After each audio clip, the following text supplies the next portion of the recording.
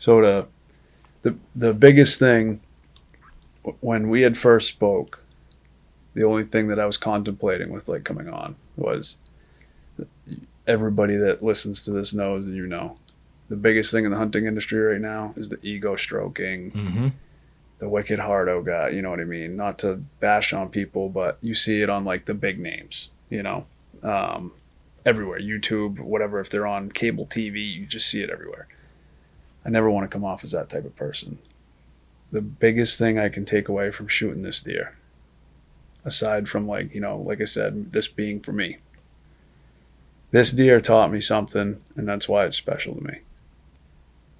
This showed me, and I put it in my post, how much the people around me were rooting for me. And my wife has never really been like excited when I shoot. She's like, "Oh, yeah, you're gonna be home at 1 o'clock in the morning," because she knows I'm gonna be dragging all night. Yeah. My wife was excited for me.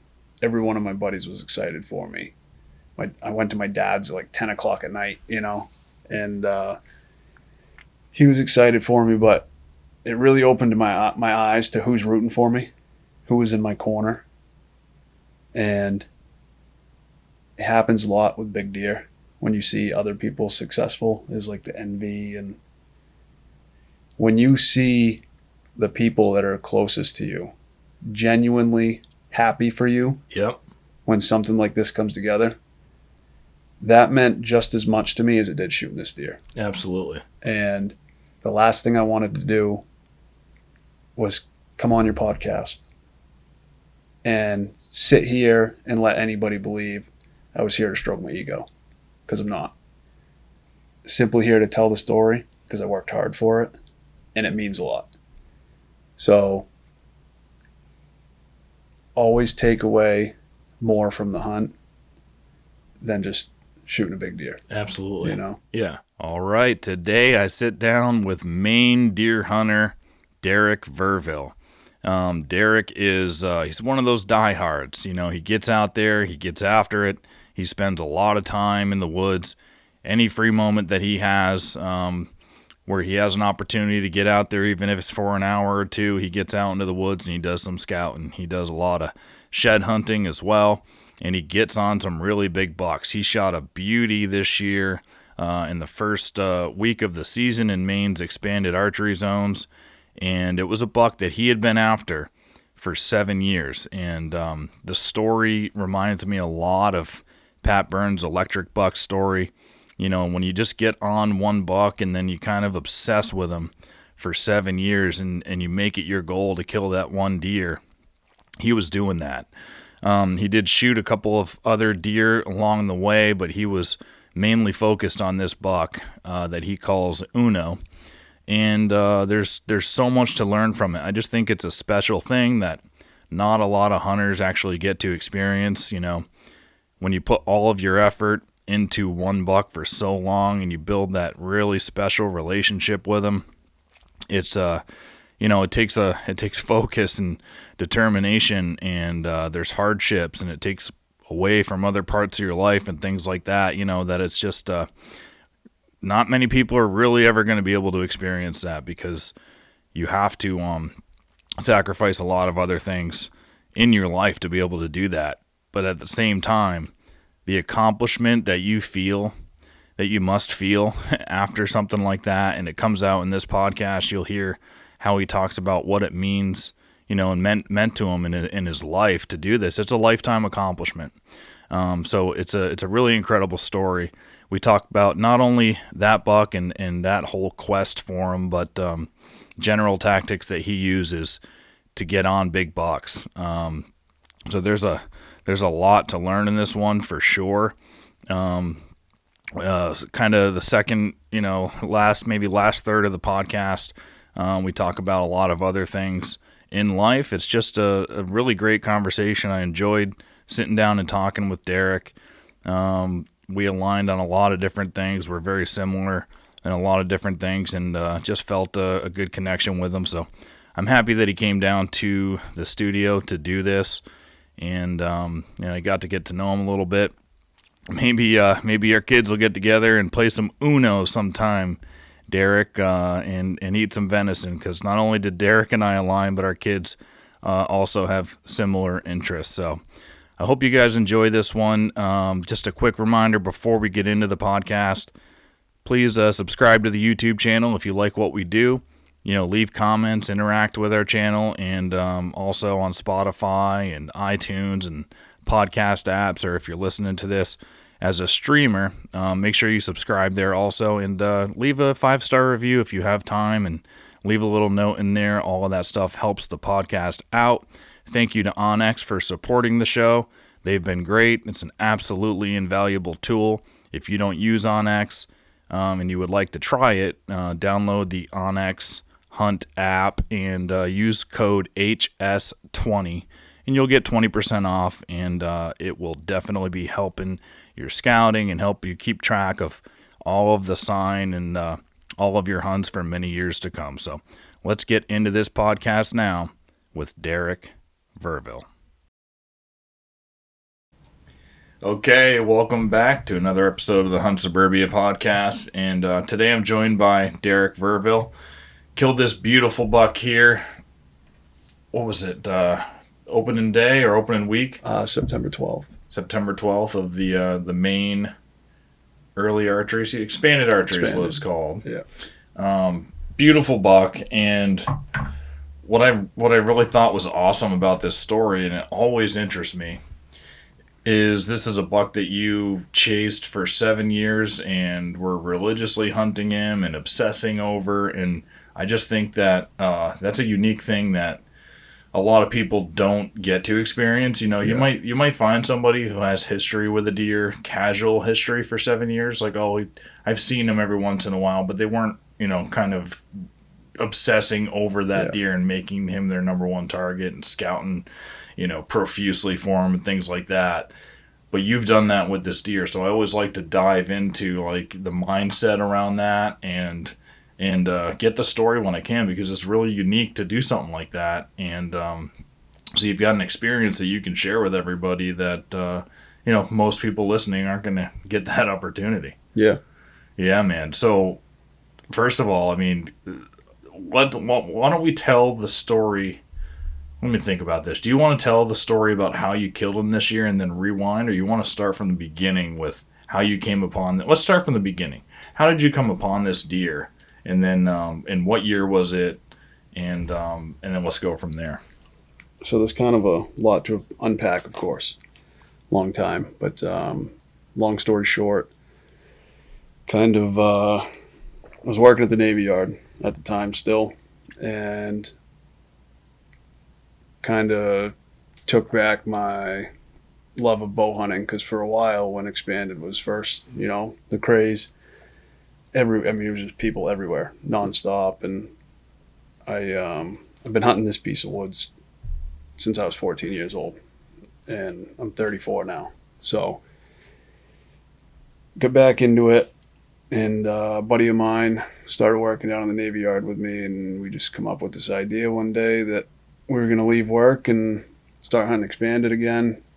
I've still hunted off and on Expanded over the years, but kind of gave it a break. I got really into bear hunting for a while, so they conflict September, and we started hunting again. So we hung, I think, one camera in this piece, one or two at the time, and this was 2018. We go in, and he was just a mainframe 8, nothing special, not even close to 80 inches, just mainframe 8, 2.5-year-old deer, but he was the biggest one in there at the time. So we're like, all right, we'll hunt him, and hadn't earned a name or anything, and it just never happened, never came together. So we shot a couple does, and then fast forward to 2019, my buddy Joe moved home from North Carolina. He was working for Ruger down there for, I think, 6 years, and he moved back, and then my cousin Dave got into bow hunting, and we decided, well, it's Expanded, their extra tags, so all four of us started hunting the piece, and we went in there, me, my buddy Joe, my cousin Dave, one night, and Dave had shot one. Well, how it started is we got him on camera again that year, and Joe had him at like 32 yards, come out of a bunch of huckleberry. Joe didn't have a shot. He, I believe he drew back on him, and he turned around, walked back where he come from. This is ironic, but he went back into the funnel that I ended up killing him in this year. Yep. 6 years later. Yep. So he went up that funnel, and he come out to this oak flat that I was sitting. And we had like 40 minutes left, and Joe had texted me and said, "Hey, I just seen him. He might come to you." And my cousin Dave calls me with like 10 or 15 minutes left of legal light. And he's like, "Hey, I just shot one." And I'm like, "Okay, next time text me. Don't call me when it's almost closing time." Yeah. And of course I'm whispering. I hang my phone up. I slide it in my coat, and I look over, and he's at 15 yards looking at me. He boogers, busts out of there, ran right back into that same funnel. And we didn't put eyes on him again until 2023. Really? Okay. Well, before you go there. So in 2019, second year. Yep. What did his rack do from 2018 to 2020? Was he up over 100 inches? What was he like? Probably around 100. Yeah. And then 21, we nicknamed him Uno because we each had one chance. So that's how he earned his nickname. Nice. That's my son's favorite game. Oh, yeah. Austin, if you watch this when you're older. My daughter, too. Yeah, we love playing it. But played it last night. There you go. So I just cleaned up Uno cards yesterday. But, so we nicknamed him Uno because we each kind of had our one chance and blew it.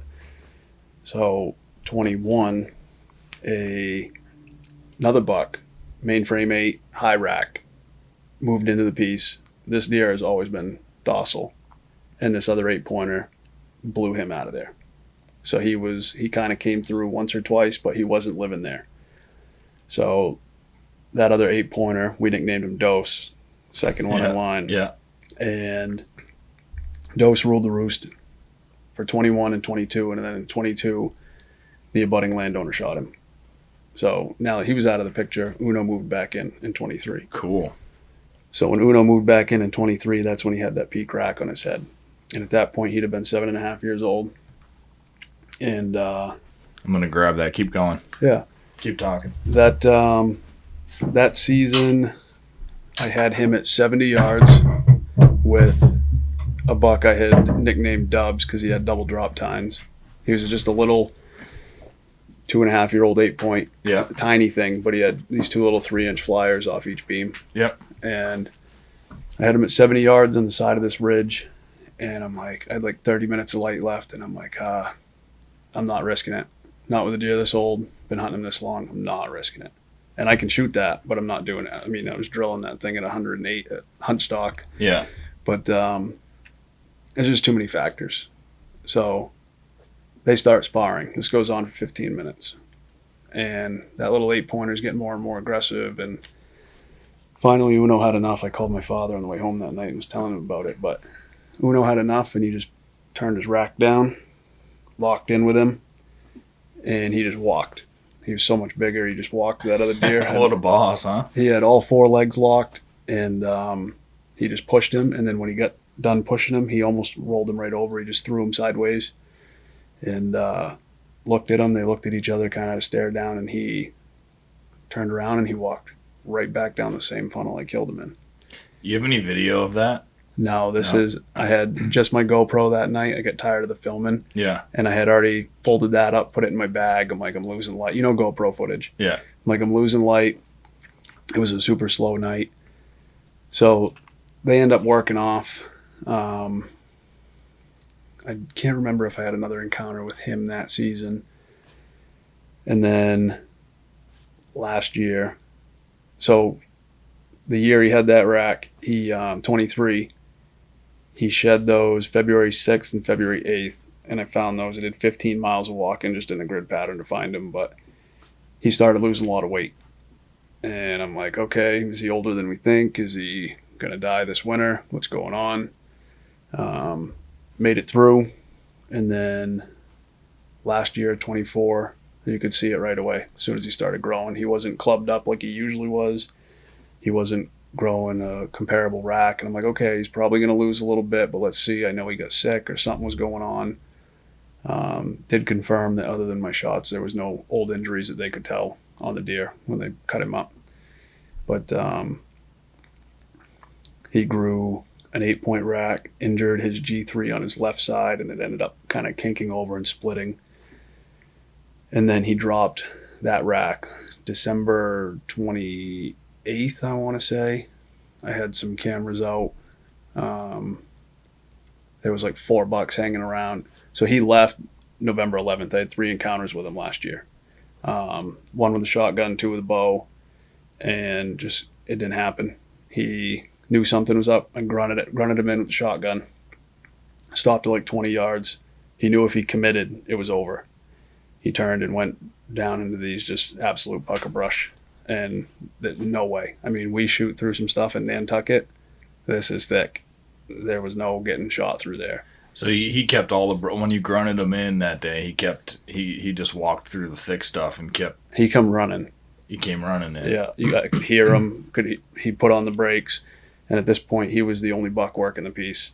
What time of the year is the shotgun season? So our firearm season usually opens like residents first Saturday of November or last Saturday of October, whichever falls closest to the transition of the month. Yeah. At this point, this was November 11th when I grunted him in, and he come charging out of the bedding. Was it blind grunting, or did you? Yeah. Okay. Yeah, I knew he was hanging out in there, and I'm like, maybe I can make it happen. I had already had 2 encounters during bow season. Too far off, just didn't come together. I actually had an encounter with another nice young 10-pointer, which I believe he got killed. And couldn't get a shot on him. It was just like one thing after another last year. And so anyways, November 11th, he left. I put too much scent in where he liked to live, and that was it. He's like, yeah, out of here. And he went into a piece of woods where there's no hunting allowed whatsoever. So come back in December, shed that 9-point rack, mainframe 8-point rack, late December. And I'm like, I don't like this again, you know? Because that's a lot different. He shed in February this year, and then the next year he shed earlier, which can show that something's wrong with him, right? Yeah, late December. And his body size was going down. So the year he had, I got tons of pictures of him. The year he had that rack, he was upwards of 210, 220 range, depending on the time of the year, you know. And last year, 190 to 200. And then this year he ended up weighing 183.4, but his skin was all saggy. It's not that late in the year yet. He hasn't really packed on the feed bag. I mean, I'm sure he'd have been 2 and change, 205 come late October. They put on so much weight that time of year, but he actually grew back, this rack this year. Yeah. And I wasn't convinced it was him. As you can see, a lot, The brows look different. He gained a lot. Look at what his brow tines did. Yeah, it's wild. And I got pictures of him 2024 that I could show you that'll kind of link the two. But yeah, I wasn't convinced it was him. And then actually a buddy of mine, we were looking at trail camera pictures one day. I was showing him the history, telling him the story. And he's like, that's him. And he pointed out a couple things. And he goes, it's got to be him. There's no other deer hanging around that's that caliber. Yeah. So I really get to looking at it and breaking everything down. I'm like, yeah, you're right. It is him. And it makes sense. All the mannerisms are the same. The travel routes are the same, this, that, and the other. And not that I'm not saying a mature deer has a specific travel route, because the minute you think you got him, you don't. Yeah. But, he was doing a lot of the same things. He was kind of hanging out with the same deer. And I'm like, it's got to be him. And as he got bigger, especially, seeing his velvet off, I'm like, yeah, 100%, no doubt. But, kind of years passed, I bounced around. I always tried to be ahead of him. I'm like, okay, this time of year, he sheds velvet. He usually hangs out over here. I'm going to go hunt over there, and tried everything. Wind, access, different feed, different water holes. I tried it all, but I was bouncing around too much. And were you specifically only hunting him basically in 23 and 24? Probably longer. Yeah. Because you said, I think, from 2020 to 2022, he was out of there because that other bully buck was in there. And I was trying to kill that one. Yeah, the bully buck. Yeah. Yep. Do you know where he went during those 3 years? Was it that same piece where you can't hunt? Is that where he bounced to for those 3 years? Yeah, so there's, without giving out too much information, there's an area that cannot be hunted legally. Yeah. And then there's posted. And it's just full of houses, and that's where he lived. And did you confirm that during those years? And you were just like, were you keeping an eye on him very, very much during that time? Or you just kind of switched focus over to that bully buck that came in? The abutting landowner was telling me about him. Yeah. He's like, yeah. So you knew, and you're like, yeah, he's safe. Let him grow over there. Like he's living right there. Yeah. Yeah, he saw him all the time. It was kind of legendary over there, with them. Everybody that lived around there knew of the deer. But, and some of them hunt. I'm surprised he didn't get killed, honestly. Yeah. And a lot of people hunt illegally, which sucks. Yeah. It's always the chance he could have got poached over there. There was a lot of times that I thought he was dead. And then not only that, but crossing roads. He was always crossing the road. Actually, that year, 23, I was mowing with one of my guys, and we were driving down the road, and it was, I want to say, third week of October, and he crossed 11 o'clock in the morning right in front of us. I'm like, there he is. He's like, who's he? He don't hunt. So he didn't have a clue. Who are you talking about? But I couldn't believe it when he blew the road. But yeah, I figured he was going to get hit, or someone else was going to shoot him, or something was going to happen. But it was just wild. But I was hunting Dose 21 and 22 until I confirmed he was dead. And sure enough, he moved right back in. But other than that, it's to answer your question. Yeah, it's been a saga. It's been this deer. I've passed. Last thing I want to do, having this conversation, is sound arrogant, but I've passed more deer than I'm willing to admit waiting on this one. And my wife has been, why didn't you shoot that one? Opening day, I had a nice wide 6-point in front of me. Should be an 8. He just didn't have browse, and probably 175-pound deer, and I just 18 yards, let him walk. Past 10 different 8-pointers last year, just cruiser bucks or bucks that lived there that are smaller, and I noticed they come and go in that piece. They'll be there one year, they won't be the next. And then of course sevens and all these other scrub bucks per se, younger deer that didn't match up. It was kind of like go all in or don't go at all. So I was letting a lot of deer walk, stopped shooting does, unless I needed meat. Quit. My daughter's a deer steak fanatic. So yeah, my son too. Yeah. Is your daughter the one that plays Uno? Yeah, she beats my dad every time. we got to get my son and your daughter to play some Uno and eat some deer meat, because it's like his 2 favorite things. She'd go nuts. But so I'd shoot a doe, but I'd try to not do it there. Yeah. The ratio was good. If anything, there was too many young bucks in there. So last thing I wanted to do was kill a doe, and it just kind of disturbed the area. But I pretty much didn't kill anything in there for 3 years. And then this year I dumbed it down. I stopped hopping all over the place, and I just kind of stopped overthinking it, second guessing myself. And I said, he likes that funnel. He's always liked that funnel since 2018. He's always liked that one bedding area. And if I don't push him out of it, he's going to stay there. And it's not one specific bed. It's just like this whole kind of valley. There's 3 water holes in there.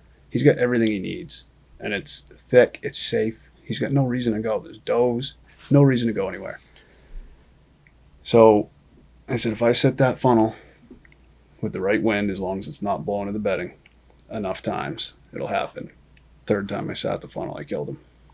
So I was psyching myself out for so long. Yeah. I dumbed it down and call it dumb luck, but And when you're saying you're bouncing around, it's like it's the same property, same kind of core, but you were just moving to different tree locations or different funnels and stuff too much and overthinking it probably. Yeah, so I saddle hunt, and switching between food and water sources, bedding areas, this, that, and the other. And I'm like, oh, he could be here. I've sat over here 8 times. I ain't even had a sighting yet. I'm going to bounce over here and see if I can at least put eyes on him. And then before this season kicked off, I was just thinking about all the encounters. I say all of them. It's a handful of encounters over the years, but every single time me or somebody else has seen him, it's been through this one funnel. And I'm like, hey, stupid. Yeah. What are you doing? Yeah. You know? So I just kind of downplayed it all. And after it all came together, I kind of sat back and I'm like, man, I was really hyping it up for nothing. Like an old mature doe gets me more worked up because I'm like, she's going to get me. He come in like he had no care in the world. You know, he knew he was king of the woods, and he stepped out. He looked right at me, knew something was kind of up, took a few steps, looked at me again, did that 3 times. Finally caught a doe, and a skipper came through 16 minutes before, and he caught their ground scent, I'm assuming. Put his nose to the ground. Yeah. So back up a little bit, because what you were telling me before the podcast is interesting too. Because so what'd you do? You were sitting on the other side of that trail, and you said that, you know, surprisingly, if you would have known what the wind was doing in there, you wouldn't have gone to hunt that funnel that day. And that's super important because, I mean, that reminds me of Pat Burns' electric buck story too, which was another 7-year chase where there's some sheds involved, and, you know, he obsessed over that deer. And he said too, like, that wind when he went in there was going the wrong way. It was going towards where he was expecting him to be. He knew he was bedding because he had honed in on the core. But it was a random switch that it wasn't showing in the forecast. And he had been in a pizza shop earlier that day with his daughter. And, you know, he just, everything, it goes to show you don't have to beat yourself up on details all the time, you know, and maybe it's just something special about these bucks. But talk about that, what the wind was supposed to be doing, what your setup was, and then how you changed it that day. So, yeah, like you just touched upon, that was one of the things that I always killed myself on. Was my access and my wind. And, okay, where could he be? You don't want to blow him out. Just a super finicky deer as far as that goes. So the way I was coming in, I needed, and the way he was traveling 9 times out of 10, I needed the wind to be coming out of the east. So do you get that often over there? That's a super rare wind here. Just right off the ocean. Yeah. I mean, it pushes that way a lot. Yeah. I'd say 25% of the time. You know? Yeah, that's pretty common. So, I mean, it rips pretty good that way. So I'm, I don't know, 80 yards out from where I want to sit, and I'm creeping in. I'm just trying to be as quiet as possible, but I timed my track one day, and I think one of the faster times in was 1 hour and 5 minutes. That's just to the tree, not including setting up. So I'm creeping in, I'm 80 yards away, and I realize the wind's at my neck now. So I pull my phone back out and check 3 different weather apps, and forecast had changed. Now the wind's supposed to be blowing out of the south, and we had a big temperature drop coming, so that kind of surprised me, because usually when that happens, we get that northerly wind. Mm-hmm. So cold wind out of the south, and I'm like, well, that kind of screws up a lot, because where I'm sitting, that puts my wind straight across this funnel.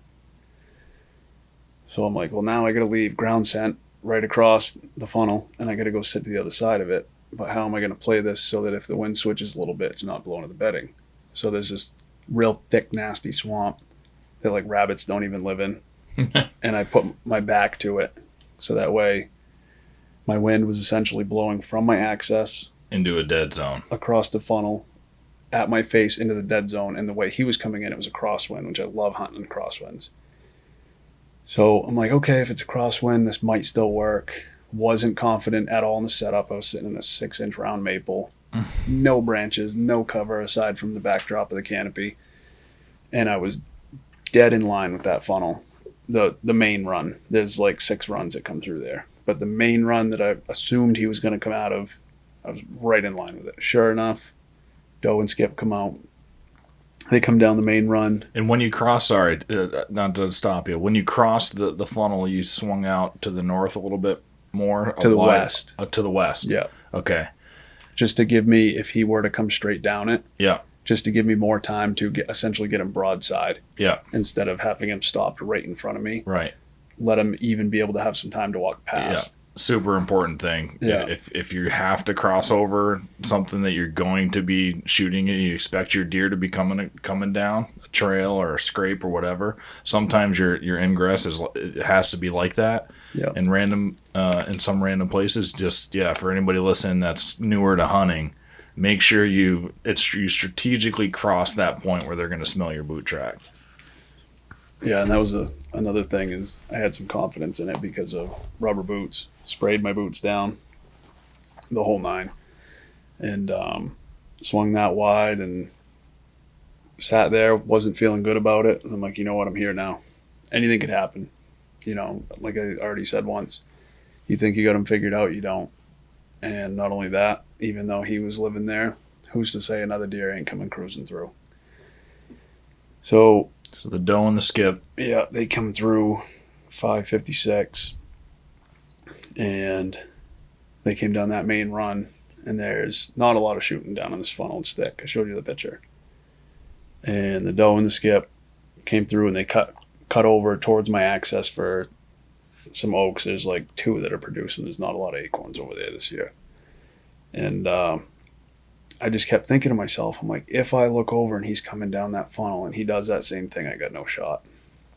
So not too long after, he steps out, he's behind a white pine, and I just seen like his ankles.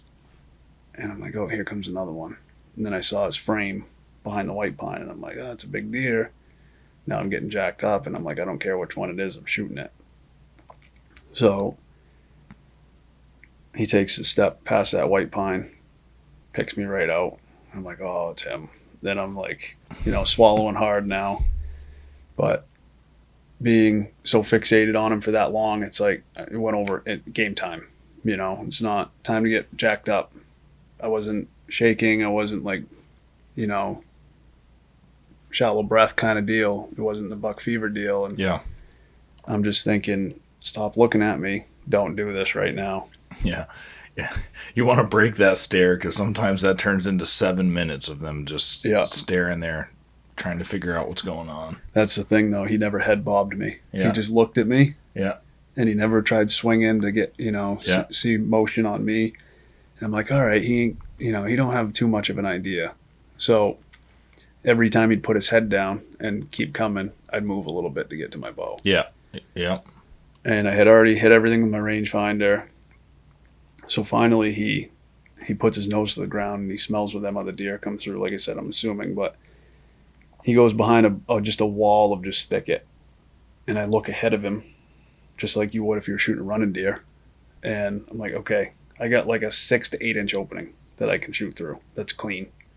Like I'm thinking in my head that the arc of the arrow, I'm like, please don't clip something, So he goes behind that. I'm like, now's my chance. I draw, and I just locked on that spot. And I'm like, this is a matter of fate here. As soon as he pops out of that, he's popping into the window when he pops out from behind the thick stuff. I was hoping. Yeah.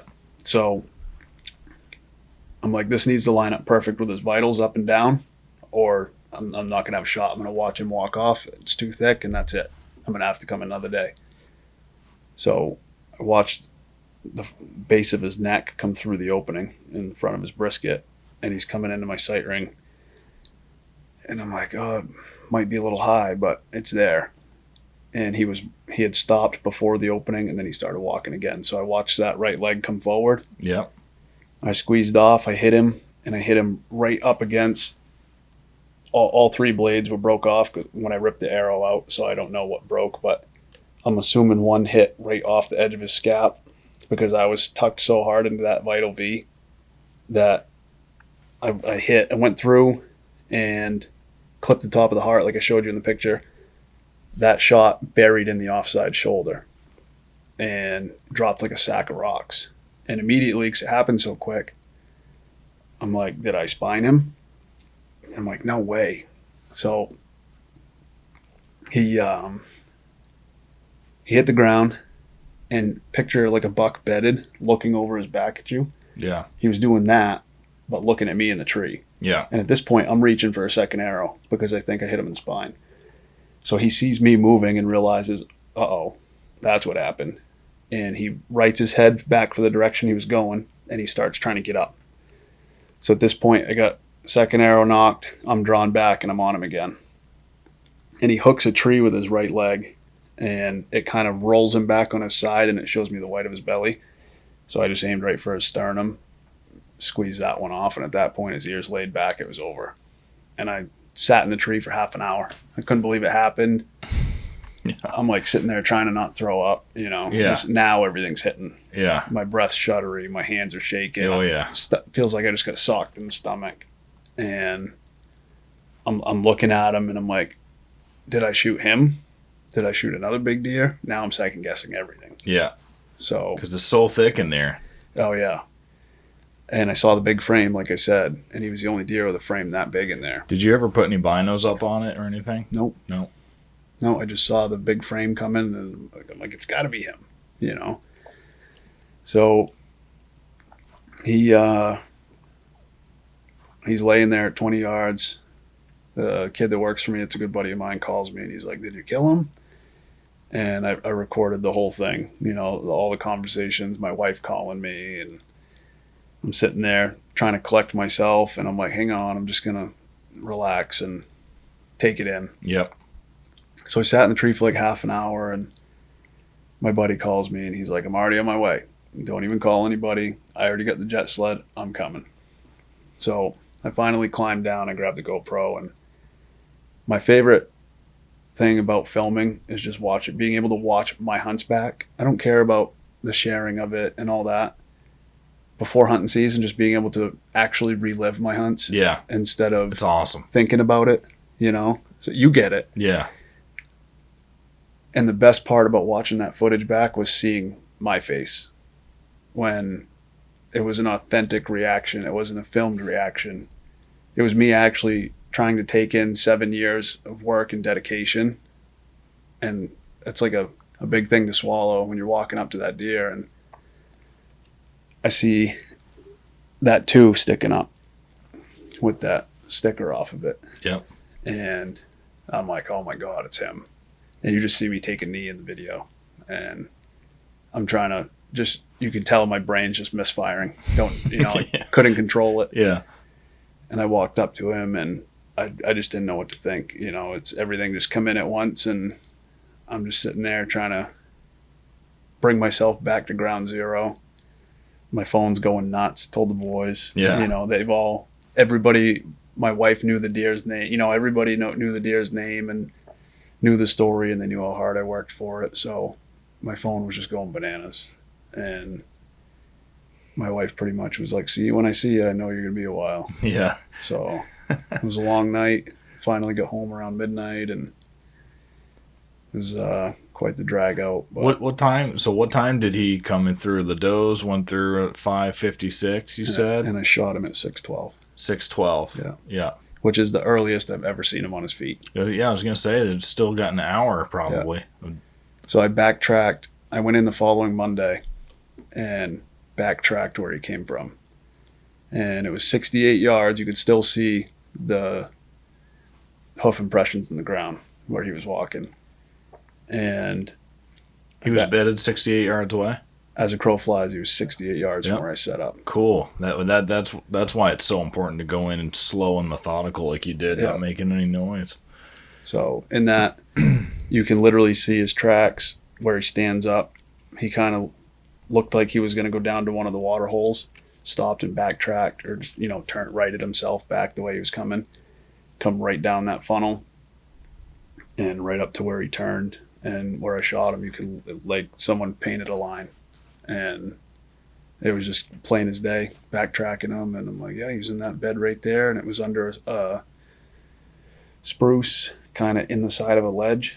And it was just all dished out, nice big bed, all pine spill under there from that spruce from over the years, and a bunch of hair in it. And he just been laying in there. Had you ever seen that bed before? Yep. Yeah. Wintertime shed hunting. Yeah.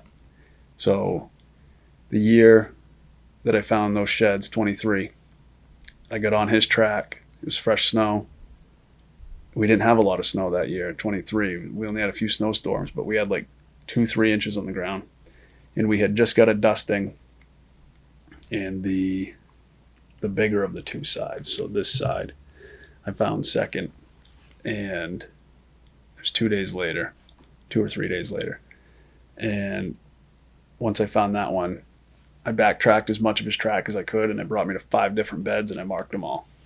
And I was kind of putting 2 and 2 together, and 3 of those beds were watching my access. 2 different access points I have. Yeah. They were within eye shot. Yeah. Just tucked into these little Isn't that holes. cool? I love learning stuff like that. Yeah. So I can't imagine how many times he watched me walk in. Yeah. And just, nope, I'm going this way tonight. Yeah. But it just makes you wonder how close you've been, how many times, and how many times they've got you and they just laid there. I've walked right by deer, 20 yards away, 10 yards away. You make it 30 yards past them, and all of a sudden you turn around and they're taking off. I can't imagine how many times a mature buck watches a hunter walk by. Oh, yeah. Especially in that real thick stuff, too. Yeah. They can get out of there without you hearing them or seeing them somehow. And then early season, everything's green, foliage is up. They can tuck right in that. It's wild. Well, now I know why you found those sheds that year, because you said you do snow plowing in the winter, but that winter you only had to go out, 3 snowstorms? Yep. So you had more time to go shed hunting. I think it was legit 3 times all winter. And this episode is brought to you by onX, the #1 hunting GPS app. The onX Hunt app has been an invaluable tool in my hunting pursuits, whether I'm hunting, shed hunting, scouting, or e-scouting. To support our show and gain access to the best hunting app out there, use code HS20 when signing up, and you'll get 20% off your plan. I use onX to mark rub lines, annual scrapes, stand locations, camera locations, and a lot of other points of interest.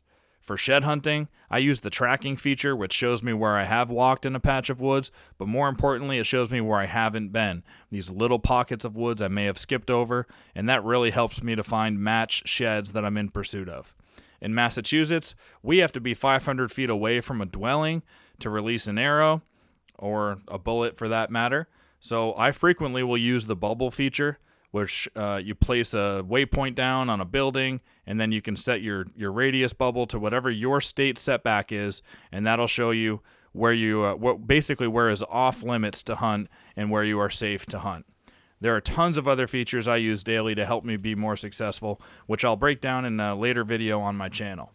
But if you want to give onX a try, they're a great sponsor. I would recommend supporting them. Go download onX from the App Store and use code HS20 for 20% off. I was itching, finally February hit, and I'm like, you know what, I'm going. And the first one was 160 yards from my truck. And I'm like, all right. Turn the tracker on. I was using Hunt Stand at the time. I use onX now, but I had turned my tracker on Hunt Stand, and it was 2 or 3 days straight. I just zigzagged. So the left side, I had actually walked through there 3 times, and there was like a perfect circle it drew that I hadn't walked through. It was only like 28 yards across. It just goes to show. And I said, you know what? Just for the sake of it on the walk out of here today, I'm going to walk right through the middle of that. Yep. I come into this hole, and sure enough, there it was. That has helped me so many times. And it is crazy because when you're grid searching, dude, like a 28-yard wide patch, usually you're like, well, I can see, 30 yards good on both sides. So maybe I don't need to go through there. But if you literally tracked every time on onX or Hunt Stand or whatever you're using, every time you were going to look for that match, you can zoom out and you might have trampled over the same thing a bunch, and it'll just be a little clump of, the color of whatever you're using in your track. But that'll make that 28-yard circle actually stand out if you did, and you went 15 miles, right? Yeah. In grid searching. And this is a small piece of woods. Yeah. So 15 miles in a little piece of woods. Yeah. Just zigzagging. But yeah, it just goes to show, that one spot, like you said, stuck out. Yeah. And like that picture I showed you with those 3 sheds, I walked right through there this past shed season. Never saw those. When I walked up on them opening day this year with my bow in my hand going in to hunt, I didn't notice them until I was within 6 feet. I stopped, Yeah. pulled some milkweed out of my pouch on my saddle, and through that just to check my wind as I was walking in. And I looked down and they're right in front of me, all three of them. Yeah. And I'm like, no way. It's awesome. So yeah, those sheds over there is one of my nicer sets. I found one, and then I did that whole grid search, and this was a larger patch of woods, but I grid searched a lot for a couple of days. And then the last day I was in there, I pulled out my Onyx. I'm like, where have I not missed? And there was just a hillside going down to someone's backyard, kind of one of those development type neighborhoods. And it was just a hillside. And it looked pretty steep on Onyx, and I hadn't covered it, so I went right to there, and that's where that one was. Yeah. Yeah. That's crazy, the things you can miss that you think you've walked over. Yeah. I mean, I use Onyx for shed hunting like as much as I do for deer hunting. You know, it's super, super important and valuable. Do you mark all your sheds on Onyx too after you find them? Like, I found one here, found one here. Yep. Yeah. My Onyx has... with the year and everything. Every single pin has a picture showing me the area. I just started adding pictures. Oh, I got to do it. Like, if I mark a tree and I say, oh, I'm going to sit that one with the saddle, I'll put in the notes, I'm going to sit this one on this wind. This is why. Here's a picture of the tree right down to the T. And then another thing I started doing that's helped me a lot is every time I go scout, I just leave my tracker on. See what I covered? Because instead of taking 5 years to thoroughly learn a piece and map a piece, if you leave your tracker on, you can go out the second, third, fourth time in and say, okay, yeah, I've been here 3 times. I've walked the same ground 3 times. I'm going to go, I don't know why I haven't checked this out yet. I'm going to go walk through there. And then you start putting together all these little different pieces of the puzzle, and it kind of brings the big picture in. Versus I used to like to bring a buddy with me after I thought I knew a piece to get an outside perspective, because you get so tunnel visioned on what you know, what you think is happening, that you just kind of stick to it. Yeah. Kind of a creature of habit thing. So exactly. The trackers helped me with that. Yeah. Yeah, you find you just gravitate towards walking in the same way. Yeah. The way that you did before, because it's I when I'm scouting, I'll walk in, the easiest way, just like a deer would do at first. Yeah. And get off trail and get, if there's a main trail through there, getting off and getting up on ridges and swamps and checking sign. And then when I find sign and I find a spot that looks like it's going to, all right, this spot needs more investigation. There's a community scrape here and a bunch of acorns and a bunch of droppings and some nice trails, and it's a possible stand location. Then I'll try to walk out from there, and that's usually when I turn my tracker on, is at that point, and try to find the access of what my ingress would be if the stand was going to be a spot I'm going to go hunt. Yeah. So you do that kind of, that's how I do it on the way out. Knowing that northwest wind is usually what we got here, I try to find a southeast way to get back to, where I'm going to park. Yeah. Yeah, but I always do find that even when I go back in to investigate more, or I had to go check a trail camera I left there or something, I always walk in that same way I did the first time when I went there. Yeah. Yeah. Well, it's kind of in the nature of the beast. There's path of least resistance. And the terrain, the growth, everything's going to turn you to that path of least resistance. But like you said, you pop a ridge, and all of a sudden you find a new path of least resistance. Right. And then you realize, oh, the deer know this is here too, and they're actually pounding this way harder than they are the other one. And you make a 100-yard move, and all of a sudden you're in them. Yeah. It's crazy. Yep. So this guy was what, 9.5, you think, right? And you're going to send his tooth out? Yeah. So I ordered the kit from deerage.com, and of course I'm impatient, so I did the 7-day, get it turned right around. So I'm dying to know for sure, but 7 years of history with him, and that first one, like I said, as a mainframe 8, young 8, I'm assuming he was 2.5. But anything's possible. I've looked at deer before. I'm like, could have been 1. Yeah, I mean, could be. But, that big 10-pointer that I shot, that I showed you, that was a 3.5-year-old deer. Yeah. So, and I've seen it on the other end of it. You see these little racks, 180-pound body, and they're like, oh, yeah, that one was 8. Mm-hmm. So who knows? But I'm assuming 9.5. Yeah, that'll be cool to see. And he would be your oldest buck, right? Oh, yeah. Yeah. Yeah. Yeah, it'd be a hard one to beat. You know what else is going to be interesting is he started out in that area. He had that bully buck push him out. Yep. He came back. He pushed out other deer. And now, like, to see what moves in now that you've killed him, because he was ruling the roost there for years. Yeah. So there's some other deer in the area. I don't know if they're going to give up their area to take this one over, but there are some other big deer around. But like I said, it all gets hunted. There's a lot of pressure, especially the statewide side of it. It's nothing for these deer to jump the border and somebody to be over there with a gun, and anything can happen. But my father always put it the best. Picture bass fishermen fishing a lake. Someone catches a big largemouth out from under a dock. There's going to be another one there next week. Mm-hmm. You know, if there's a big one that doesn't have his own dock, he'll move in. So, yeah, curious what the future brings. But yeah, I just hope his genes stay around there. Yeah. He never had like a blow up year. It was always gradual increase up until that 10-point rack, and then after that it was like a struggle. So, and what did you say he scored here in his biggest year? That was with an estimated spread. He was 152 and 7/8. I want to say, just shy of 153. Yeah. But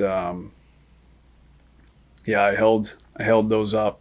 Kind of took some pictures, compared them to trail camera pictures from that season and everything to try to get his spread. And I think he was like, this one, he's only 18 and a half, and you can tell comparing pictures that rack was actually, how it was sitting on his head was wider. And I think I had counted for 19 and a half inside on that one. But it was that rack kind of laid out a little wider, the way it come off his head, compared to this one, how it kind of curls, everything curls in on that rack. Yeah. But yeah, I figured that year when I found those sheds, I just kind of like took it as a blessing. I'm like, this is probably going to be, at his age point, it's probably going to be his biggest rack. Awesome that I found it. I'm like, if this is all I ever get, cool, good by me. And again, everybody listening, that's another one where it seems to be in the Northeast. The peak rack year is like 7 years old or 8 years old, sometimes 9. It's later than what you hear. Yeah. You know, for the Midwest, that 5.5 is, you know, all the studies they do and stuff. 5.5 seems to be peak rack for a lot of those deer. Yeah. But for some reason in the Northeast, it's not. Takes a while. I had years of history. I want to say 3 or 4 years of history. 4 years. With another buck out by where I live, and another kid ended up killing him almost 2 miles away. 33 hours after I had him on camera, he was 2 miles away. Another kid ended up killing him, and I actually picked his rack up. He was hanging at the butcher, and I picked him up to look at him. Didn't even recognize him, because every year his rack changed so much. And actually the taxidermist called me and said, hey, that buck you're after, I think he got killed. And then he sent me side-by-sides of the sheds and the rack attached to the cape and everything still, before it was all skull capped and whatnot. And he's like, it's just too similar. The brows had big curves in them and stuff. And that kid ended up killing him. And I forget what he scored now. I want to say he was in the 150s. I want to say it was 13 points. It's been a while. But they changed so much. And that deer would have been at least 6.5, 7.5. And just at that point, he had that big rack. You know? So again, like you're saying, it's just, I see a lot of that too. 6, 7 years old. But I don't know if it's what they're putting to them in the Midwest. Yeah. Soybeans and whatnot. Yeah. But probably has to do with nutrition. Yeah. You know. What about so let's talk trail cams a little bit. I'm a little more curious about with this buck. You know, you were bouncing around a lot, you were overthinking stuff. Did any of that have to do with trail cams? Well, like years past, yes. Yeah. It was it wasn't so much trying to hunt the trail camera. Yeah. It was trying to be ahead of them. So one thing I took away from that buck that other kid killed was, year to year, that deer was clockwork. I mean, August 26th, within 5 minutes of midnight, he was under this white oak year after year. Yeah. So I was hunting off of years past history, hoping that he was going to pattern the same way and I could capitalize on it.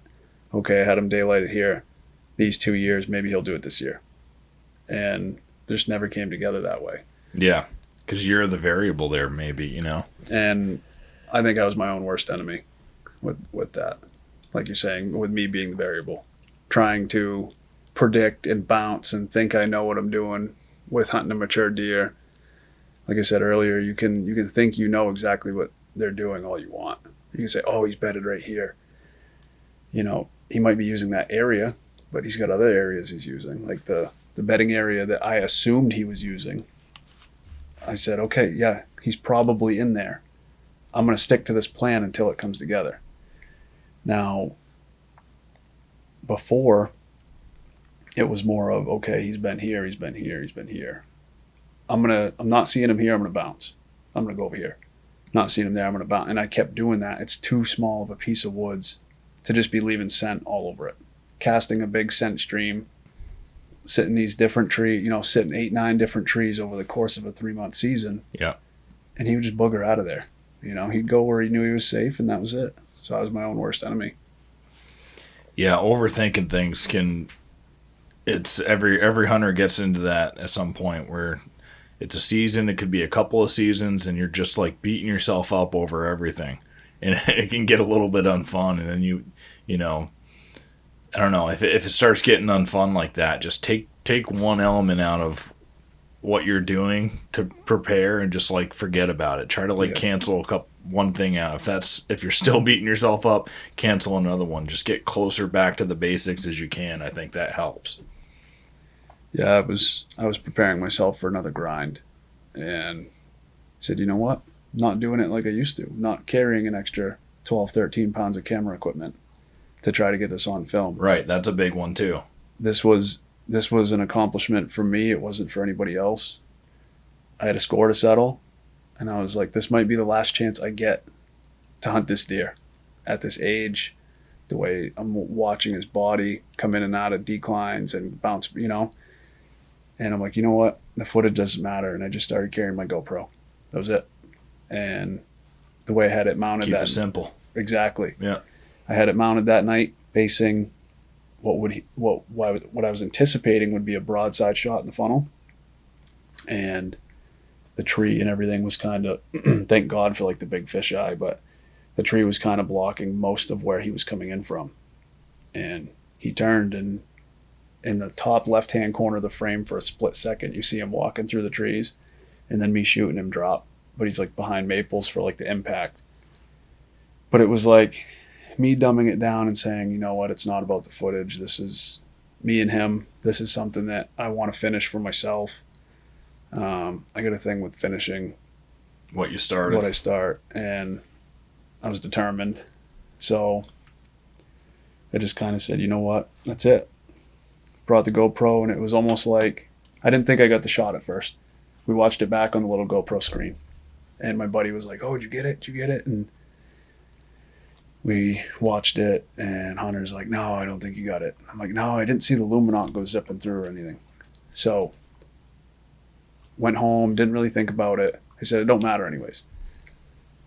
Pulled it up on the big screen in the game room, and sure enough, you see him come into frame, and it was that much sweeter. Like it was a little taste of, hey, you earned it, but this is all I'm giving you. Yeah. Yeah. So, and who cares at the end of the day, right? Yeah. But it was nice to, like, I can replay the moment in my mind 1,000 times, but it was nice to actually have something to physically watch back. So, oh yeah, that was neat. Yep. Yeah. And, you've killed a bunch of other studs too. I mean, this isn't your only big deer, and I know you only get to that level where you can do that pretty consistently by scouting, and then you mentioned that you scout a lot. Yeah. So let's talk about what you do for scouting and what you're looking for, and how that influences your strategy going into the season. So I pretty much, whenever I have time, I get 2 kids. So yeah, me too. And I'm married. So yeah, you get it. Whenever I do have time, nobody's home, or get a little bit of time to myself, or I'm done a job early in the day. I'm like, oh, I'm going to go get a couple hours. So it doesn't matter what time of year it is. I like winter scouting, just backtracking, seeing where deer are coming from, going to, and why. Yep. And that has helped me a ton over the past few years.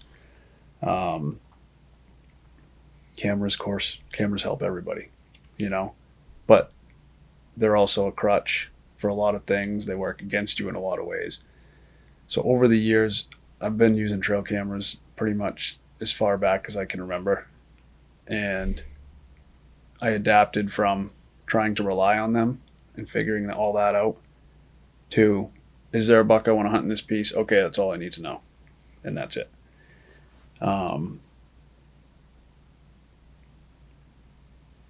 I would say 9 times out of 10 when I'm hunting somewhere, I could physically watch deer walk behind a camera more times than I could count. I'm like, oh, I saw 11 deer tonight. Yeah. Not a single trail camera picture. Yeah. So it just, over the years of seeing that, it's like, don't worry about the cameras. Spring scouting's huge. I love spring scouting. You can kind of still see all those winter runs and whatnot. You can see everything that's preserved from the previous rut. Everybody knows that. And then in the summer, you can find sheds. Yeah, exactly. While you're doing it. Yeah. The perfect time for that is when all those winter runs are just melted out enough. They're bare ground, so those sheds are glowing. Mm-hmm. And, the snow is shallow enough. They're sticking up. But that's my favorite time of year to do it. Like, depending on the snow accumulation, late February, early March. Yeah. Love it right in there. But, and then a lot of the times when everyone else is out dubbing around in the summertime, whether it's 90 degrees or downpouring on a Saturday, Sunday morning, it's raining, everyone's sitting at home watching TV. I'm in the woods. Yeah. I'm in head-to-toe rain gear, and I'm out pounding ground. Yeah. So I love being in the woods when it's raining. Yeah. It's the best. Yeah, if you can get over, even if I'm not in rain, I don't have like great rain gear, but if you just let yourself get soaked, and you're like, hey, I'm just going to be soaked for a while, and then you kind of like get used to it and forget about it, you're not going to die by being soaked. Yeah. It's just, it becomes kind of like one of those things where you enjoy the suffering a little bit. Yeah. Because you just let it, you come to grips with, I'm going to be soaked all day. And I do that when I'm hunting too. A lot of the deer that I was showing you earlier that are up on the wall, like 60% of them are shot on rainy days. Yeah. Yeah. It's a good time to be in the woods. I love it. Especially if you're just kind of bumping around. Yeah. Ground's quiet. Yeah. A little bit of background noise. Hunting in the rain's always been productive for me too. But yeah, I mean, back to your question, a lot of in-season scouting. I'm on a buck and, oh, so-and-so shot him. Okay, I'll shoot the other one then. Oh, so-and-so shot that one. Okay. And then I've been successful on hanging hunts, multiple times where I'm just like, I'm going to go plug in here and see what happens. And 2021 and 2022 were both back-and-back hanging hunt years where I shot bucks. In new pieces or pieces that you knew a little bit? Pieces the first one was completely random. Yeah. Like a week before, I'm like, I need to change the scenery. Yep. Drove around and I happened to see a big rub off the side of the road. And I said, I'll go back over and check that out. It was like a 90-degree day. Walked over there, and there's a big set of tracks crossing over this paved road, but I could see him in the shoulder. Yeah. All I could smell was tarsal. Big set of buck tracks and a set of doe tracks. And I said, well, the wind's blowing right over their back, so I'm not going to go bumping in there. I'll go this way and hope another one comes down the track. I get into this second peninsula. It's just woods, but it's like low, swaley. And there was a blowdown on the other side of it. And I'm like, I'm just going to set up right here. This looks good. And my wind was kind of sketchy. So I set up, and an hour later, 100 yards away behind that blowdown, an 8-pointer stands up. Yeah, it's bedding there. If I'd have kept going, I'd have bumped him. Yeah. And it was thick behind him, so all it would have taken is a jump. So he stood up. I ended up killing him. Wasn't a giant, but it was a nice 8-point, and it was November 19th, so that seems to be a pretty good day for me. Yeah. Yeah. I think a couple of these might be November 19th. It's a good day for me too. Yeah. Yeah, that day I always see tons of rut activity. Yeah. If I don't kill one on that day, I'm seeing big bucks that day. That is a same here. Great day. With does or something. Yeah. I think I've killed 2 or 3 on November 19th. But actually, that big 10, the big basket 10 that I showed you, that was November 19th. That 8-pointer was November 19th. And I think my 6 was November 17th, big 6-point. But yeah, so that was never even stepped foot in that piece. And you found it on the highway, right? it was just a side road. But you seen the rub off the road. Off the road. Yeah. I do so much scouting while I'm driving, that it's probably dangerous. But like the other day, I drove up to Hunt, New Hampshire, for the first time, and I ran into your buddy just randomly. Yeah, it was cool. He's like, "You look familiar." I'm like, maybe it's the podcast. He's like, "Oh, Hunt Suburbia." I'm like, "Yeah." He's like, "Dude, one of my good friends is Derek Verville. He's coming on your podcast in a few days." I was like, "No shit." And he was a nice guy. But on the way up there, I'd never hunted up in that area. So the whole way on the highway, I'm always looking. I'm looking for a certain thing. I'm looking for swamps and cattails and, little green pieces on the map. You got your display in your truck, and I'm just looking for green pieces that have a stream going through or some kind of a wetlands, and I'll just pick up my phone and screenshot. And if it's something that sometimes I'll pull over to the side of the highway, and I'll actually pull up on X, put a point on there. Like, I've got all of those. And every time you're on the highway, you can actually do some pretty decent scouting. Yeah. You see a spot that looks sexy, just screenshot them, and then when you get home, you can go investigate on Onyx a little bit more.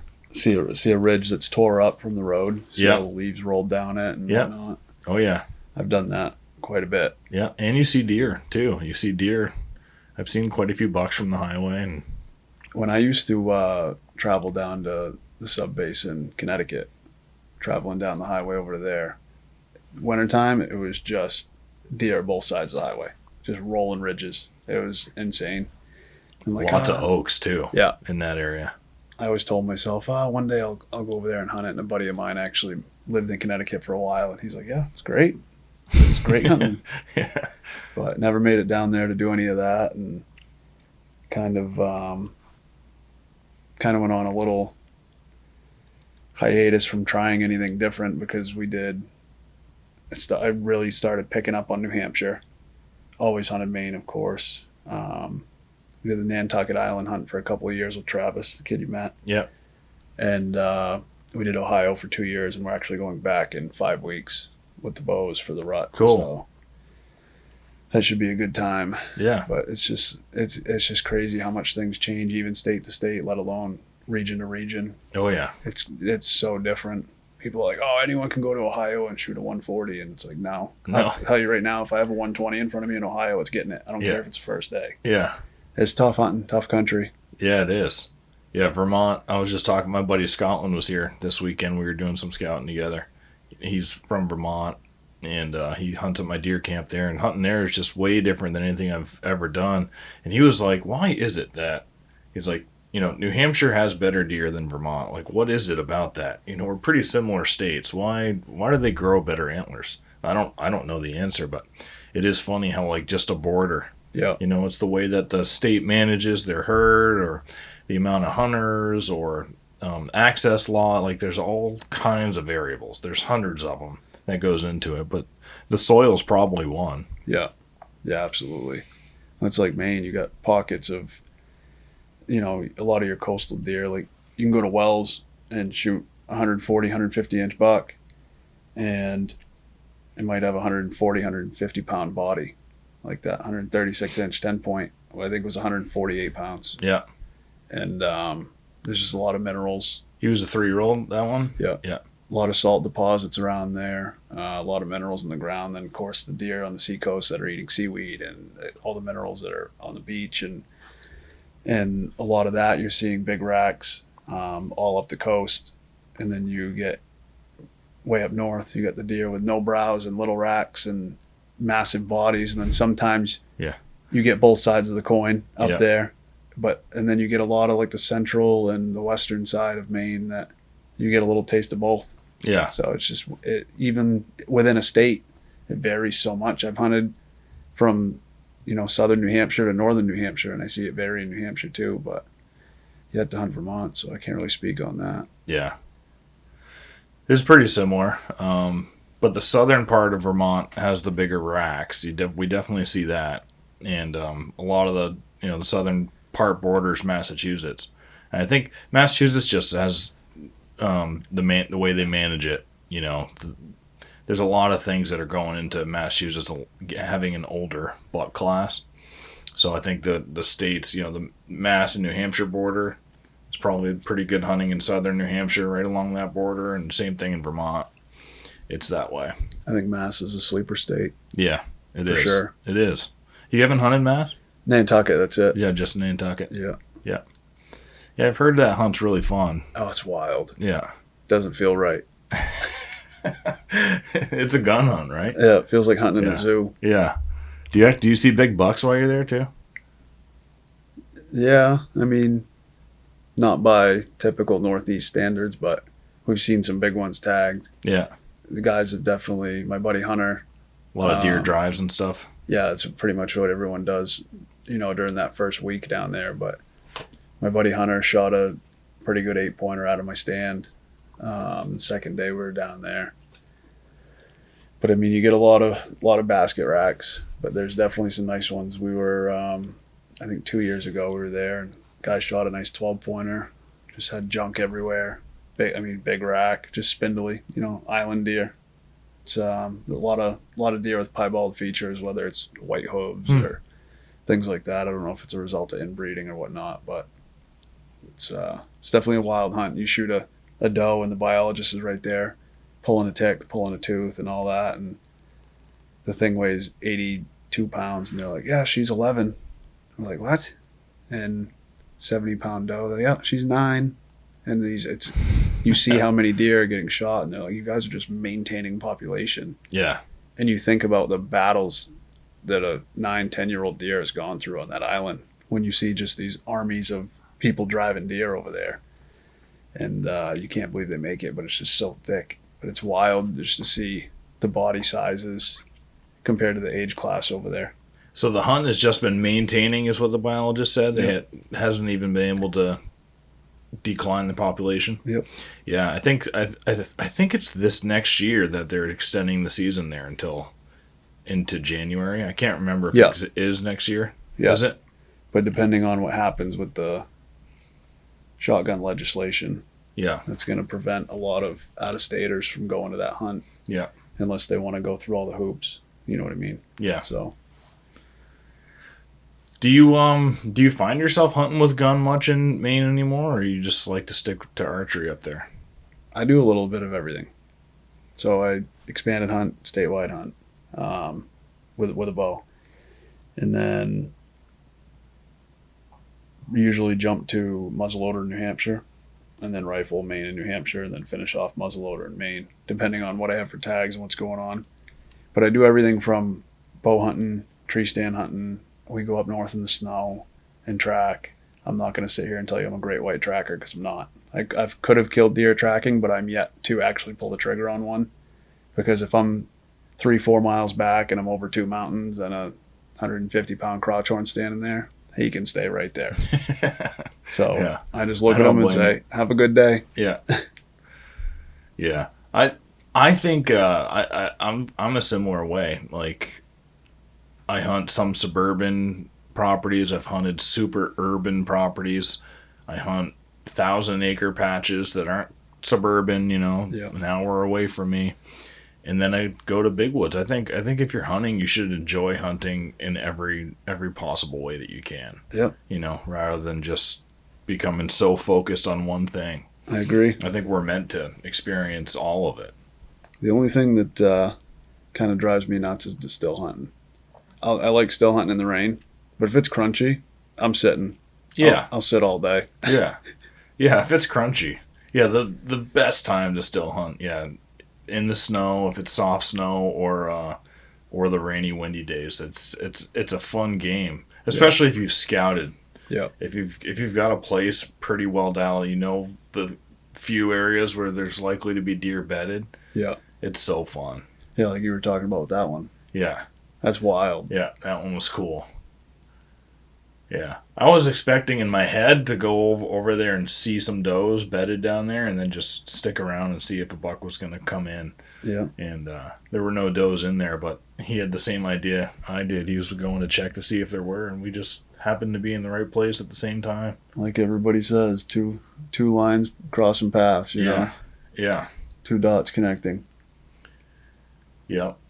That's crazy. But yeah, I mean, I always try to learn every time I'm out, try to be well-rounded and pay attention to it. I've always been an observer. My father says it all the time. He's like, ever since you were a little kid, just pay attention to everything. Always keep my mind open, be willing to learn, and try not to stay tunnel visioned. I mean, it happens to everybody.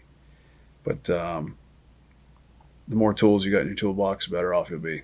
Yeah. So I just try to learn a little of everything and put it to use. And, you know, still young, still got a long ways to go. But 34 years old, I'm starting to figure things out.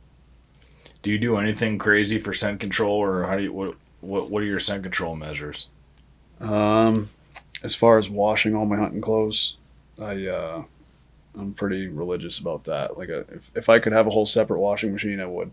But I run cycles through with just scent-free soaps to get everything cleaned up. I spray down the whole dryer with earth scent killer, you know, and do all that. And I always keep my boots and my clothes and my saddle and all that stuff toted. Hang everything outside after it's been cleaned. You know, hang it out for a few days, even if it gets rained on. If it gets rained on, even better. Let it dry out. Spray it time and time again, and then, you know, unless I'm dragging one out and sweating and getting blood on stuff, you know, might wash it once or twice more that season. Of course, anything that I have that's wool just gets hung up outside and then toted again. But any synthetic materials, my early season stuff mainly, it goes in the tote. I change at the truck. I get a foam pad that I stand on when I'm changing and everything. Spray down religiously and play the wind. Always, you know, hunt on a crosswind, hunt with the wind at my face, and something I've come to discover, especially with that deer and, you know, other deer, is a lot of these bigger, older bucks, everyone always thinks they move with the wind in their favor, and I've actually found the opposite. So, what have you found? They're moving with the wind over their back. Yeah. Not in their face. Yeah. It's almost like they're okay with relying on their nose from the rear, and they want to use their eyes for the front. Yeah, that's actually.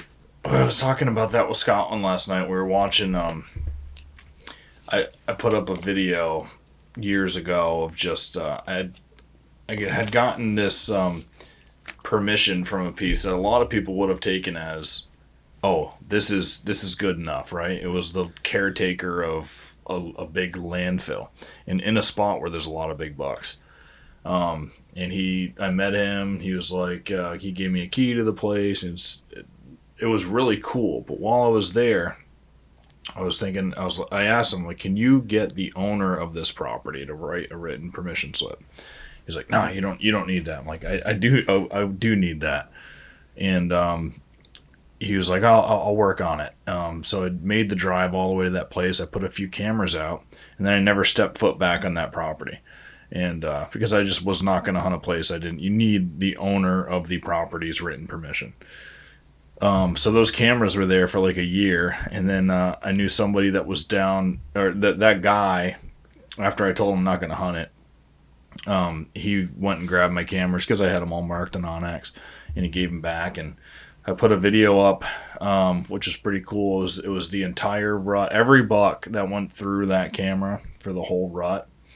I deleted all the doe videos and stuff, but you can see the progression of the rut happening. Yeah. It's really cool, and a bunch of different bucks and how their behavior changes. And we were just watching that last night, and we're just like, look at those things. Look how defensive they're just built to be sonar and have defense. You know, there's some really beautiful videos in there, and it's stuff we all, know about deer, but we were watching it last night and just really micro detailing it. And that, their ears are just, one can be forward, one can be back. If they're both back, like imagine if they're bedded with both of them back, with the wind coming from this way, and their whole line of sight Eyes like forward. this. They have nothing to worry about. Yep. And you have to imagine that's what evolution has trained them to do. That's why when they're in their bed, and that's why, like you said, if they're walking this way, they can see everything. Oh, and the other thing we noticed in some of those videos, it's just like, look at his nose. You know, it's their nose is like this all day. Yeah. Always moving. It doesn't stop. It's like a heartbeat, you know, and they're doing that all day because that's their number one defense. Yeah. And you can see that, and that's going all day. Then they got their ears, they can turn all the way around, and they can hear pretty damn well. Their eyesight isn't great, but it can pick up movement. You know, that's just an animal that's built to get away. It's honestly amazing that people get as close as they do on the ground. Like, you can get away with a lot more than you think. I crashed through this brushy swamp in an expanded zone last year. I'm 2 sticks up this tree, made a racket, and I'm like, whatever, it's 1 o'clock in the afternoon. There's this little clearing like 70 yards away. I look up, there's like a 130-inch 10-pointer there. No idea, just feeding. I'm like, I sound like I just drove a dump truck through there. And I was trying to be quiet. There was just no being quiet. So anyways, I get a 3rd stick up, and all of a sudden I think he's going to come my way. And then I hear somebody else shoot. They missed, crossbow hunter. So when I got that 3rd stick up, I got my bow up, and I'm just kind of hanging on my 3rd stick. And he comes in like 25 yards, some huckleberry brush there, and I'm like, I got that. He's right behind it. I'll get him. Draw back, shoot. I watch my arrow dive, hits that first limb and just right underneath him. Takes 2 jumps. Now he's broadside in the wide open, looking around. Grab another arrow, and right as I get back to full draw, 1 more jump and he's gone. But 1:30 in the afternoon, made a bunch of racket, was right on top of them. You know, they will tolerate a lot, but they know when something's up. Yeah. Yeah, and they'll tolerate it to an extent too, you know.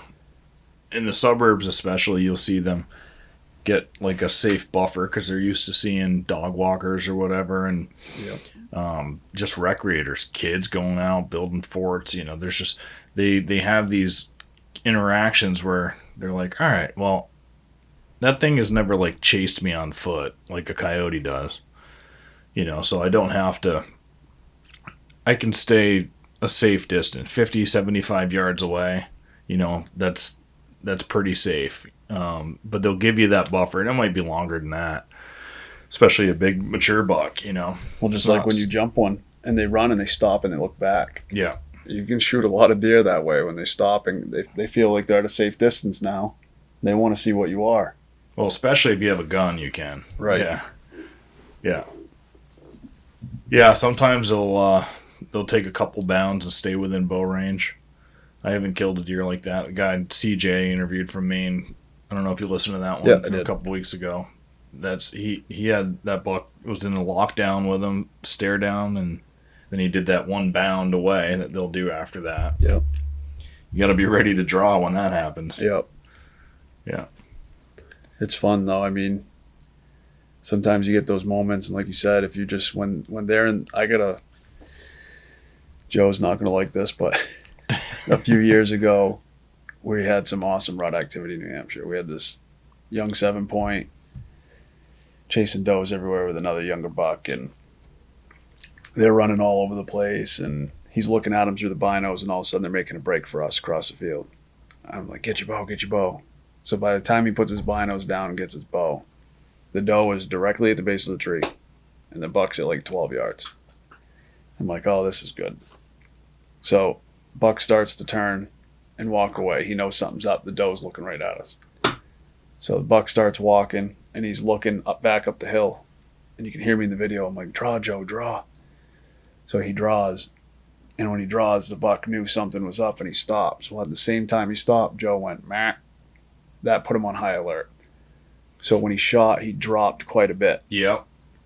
Ended up being a shoulder hit. Deer lived. We got him on camera the following year. I think for 2 years after that.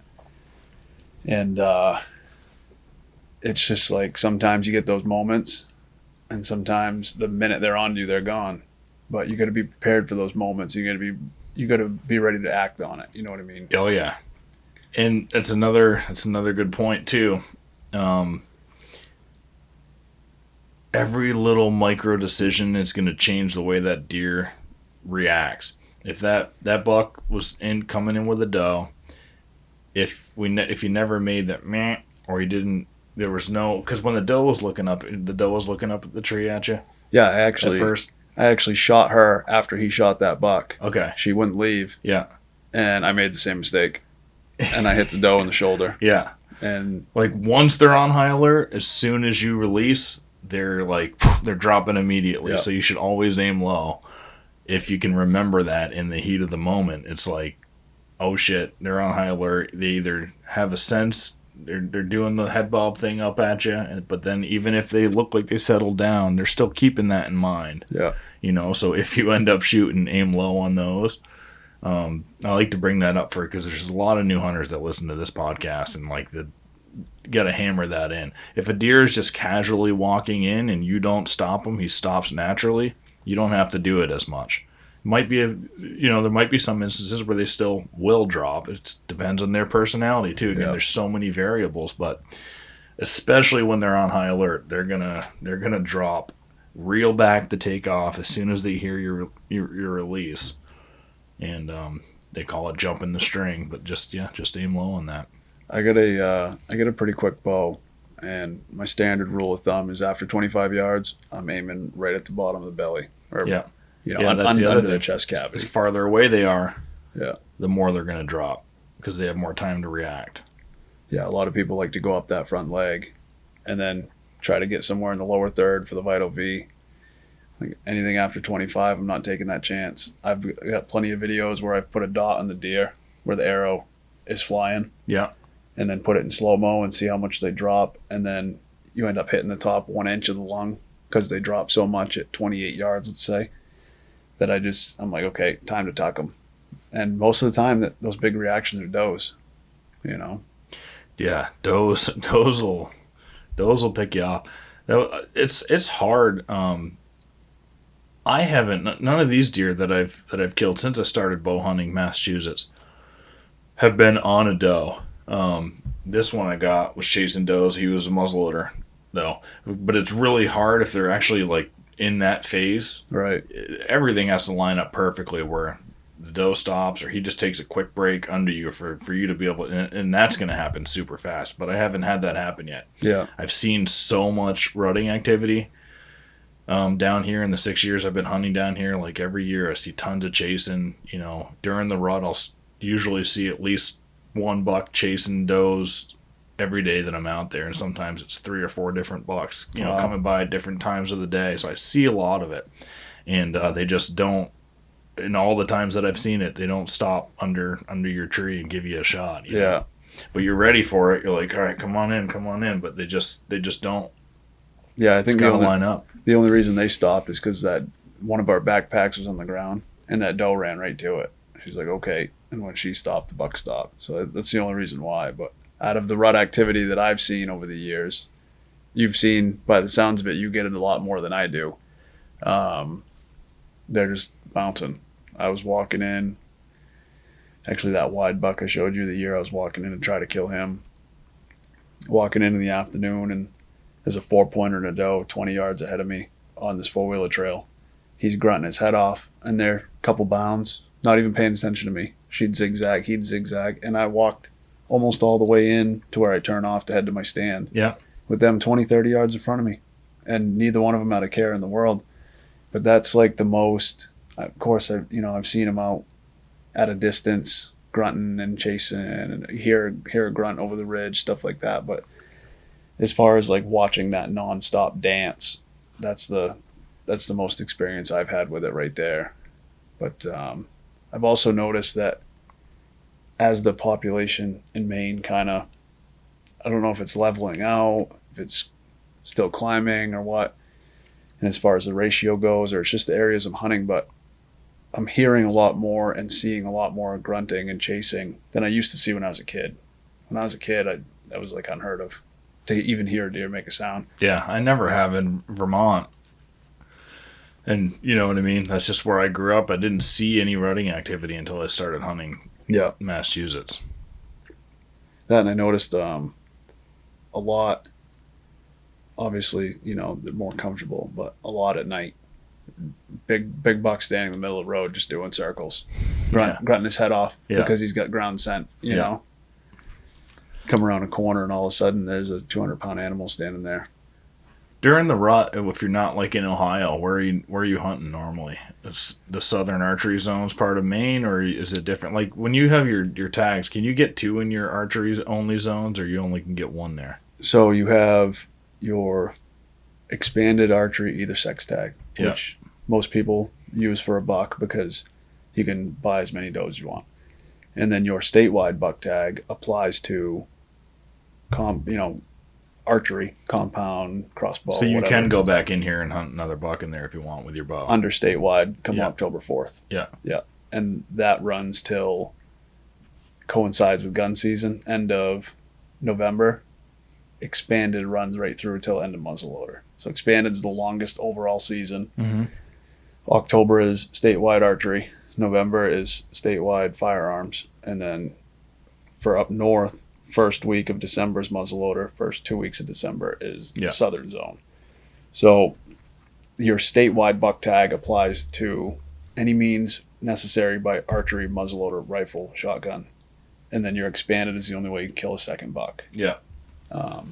Versus New Hampshire, obviously you have your special archery, and then firearm tag for bucks. So you are hunting in the kind of that thick area a lot, like that thick type stuff during the rut. Not the seacoast type stuff, but because that also will limit what you can see, right, for rutting activity happening around. You might hear a bunch of stuff or grunts and things like that, but a lot of the places I've been hunting, just by necessity, there are places that, all right, this piece is legal here. It's like 50, 60 acres, and everything around it you can't hunt. Right. So I'm confined to that piece, and that piece that I'm thinking about is just it's open hardwoods, so I can see a long ways, and that's where I see a lot of that rutting activity. Really, I can see it 180 yards away. I'm like, I'm always got my binos, but I can see a long ways away, and it's nice ridgy, so you can see forever. And I just spend all my day in the saddle there or my climber, just watching it happen far away. And sometimes it'll come down below my tree, but I get to see a lot. I wish the deer up our way moved through the wide open woods like that. Well, it's thick on the borders, like the places I can't hunt. It's really thick, so they bed over in there. But there's a lot of wide open that you can see out into during the rut. They're pushing through there a lot. Yeah. I mean, like I touched upon, I try to be well-rounded, so I kind of hunt a little bit of everything. But 9 times out of 10, there's 2 things that I base my hunts off of. I'm gonna go where no one else wants to go. Yeah. Or deeper than anyone else is gonna go. Yeah. And I'm kind of conflicted on the second one, but I'm going to go kind of where my mood sways me. So I could end up on a mountaintop. I could end up in a bog. But no matter what, my biggest takeaway from what I'm going to do for the day is, I know it's harsh to say, but further I am away from idiots, the better. So I just try to separate myself. Yeah. And do my thing if I can be left alone. But on the other side of that, there's been times I walk into a piece and it's a pumpkin patch. Everyone's bumping into everybody. In 2018, I had this guy walking down a pole line and I was going 2 miles back, and guy had just run into somebody else, and he pops out in front of me, throws his arms up, starts throwing a fit, freaking out, swearing up a storm, crashes back off through the piece. I made it over the next ridge. I looked down. It was the last day of deer season. Snow all over the place. So, no, it might have been 17. I forget what year we had a bunch of snow. But, there's a doe laying there down on this bench 80 yards away. And I'm like, yeah, good night. Fill my tag on the last day. Yeah. Shoot her, and I hear him start screaming all over the other side of the hill. He's flipping out because he heard me shoot after he just run into me. But So a lot of it too, I mean, I guess if you're in the situation where there is people all around you, it's just be patient. And a lot of what I base my hunts on, if I can't be left alone, is I use the pressure to my advantage. I 100%. Can't tell you how many times that's worked for me. That big wide frame deer. Stories on my channel actually, and it's the best set on there, but he wouldn't leave this patch of woods, and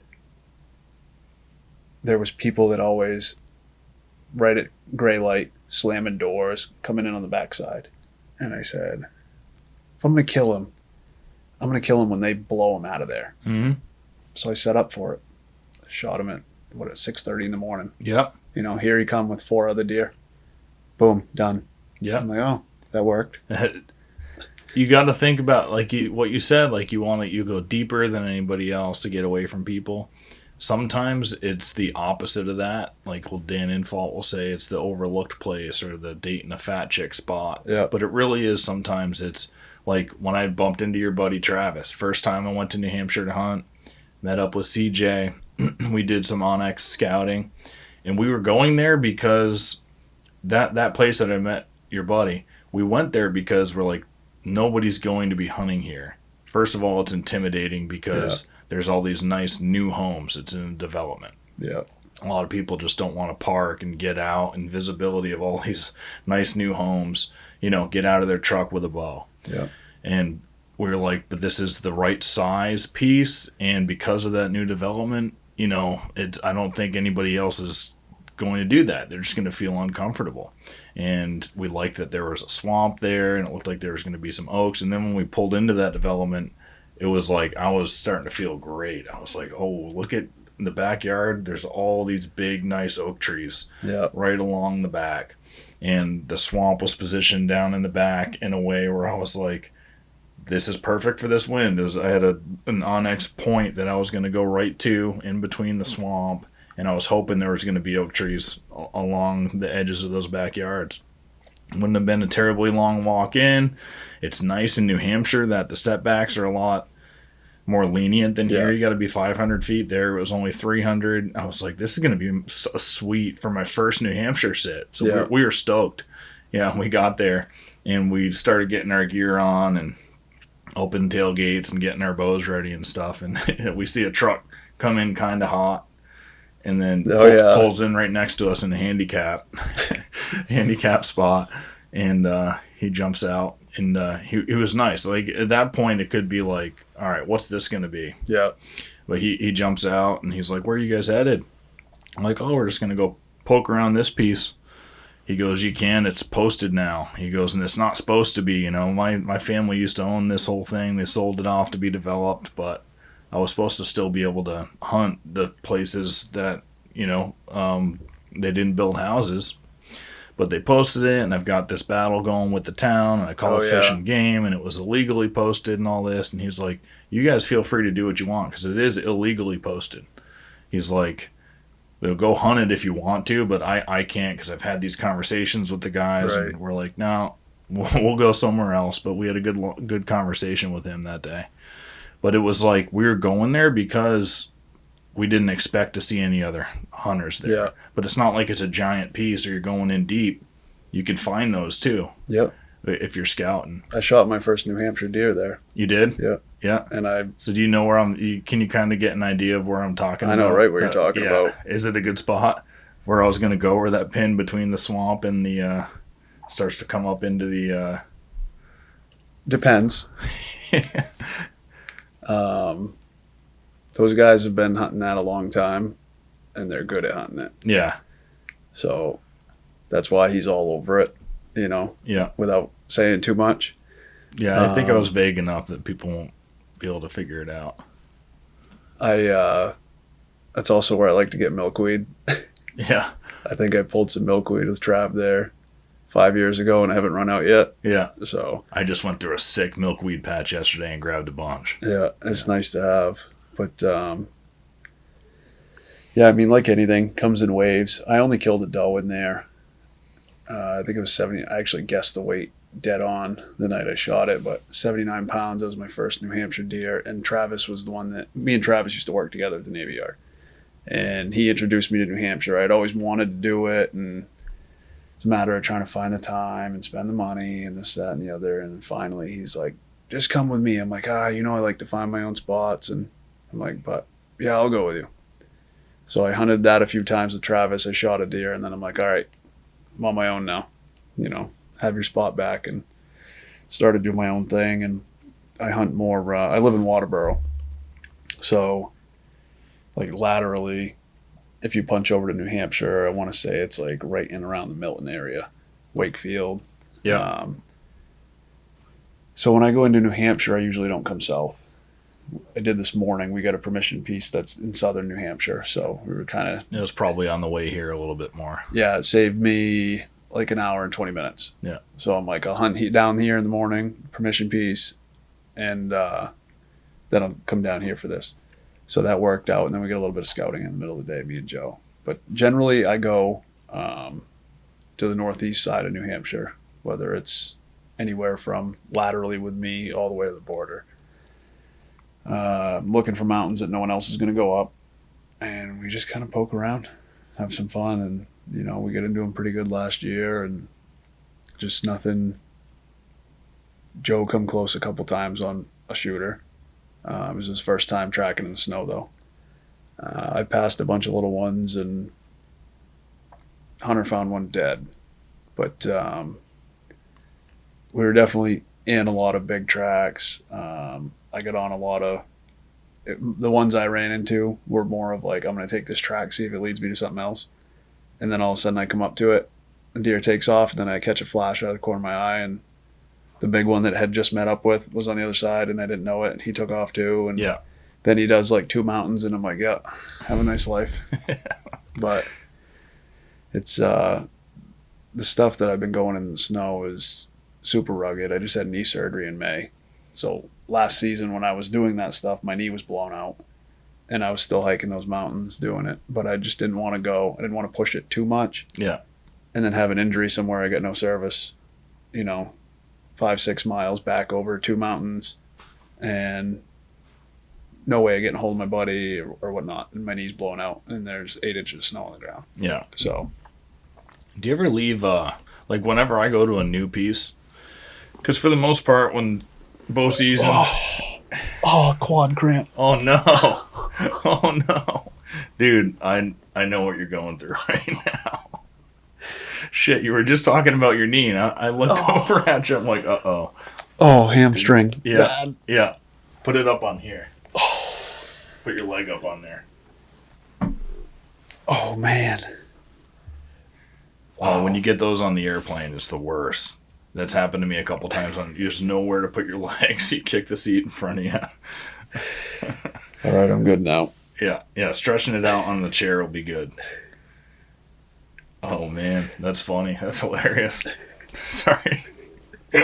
All good. It might come back and throw it up on the chair there.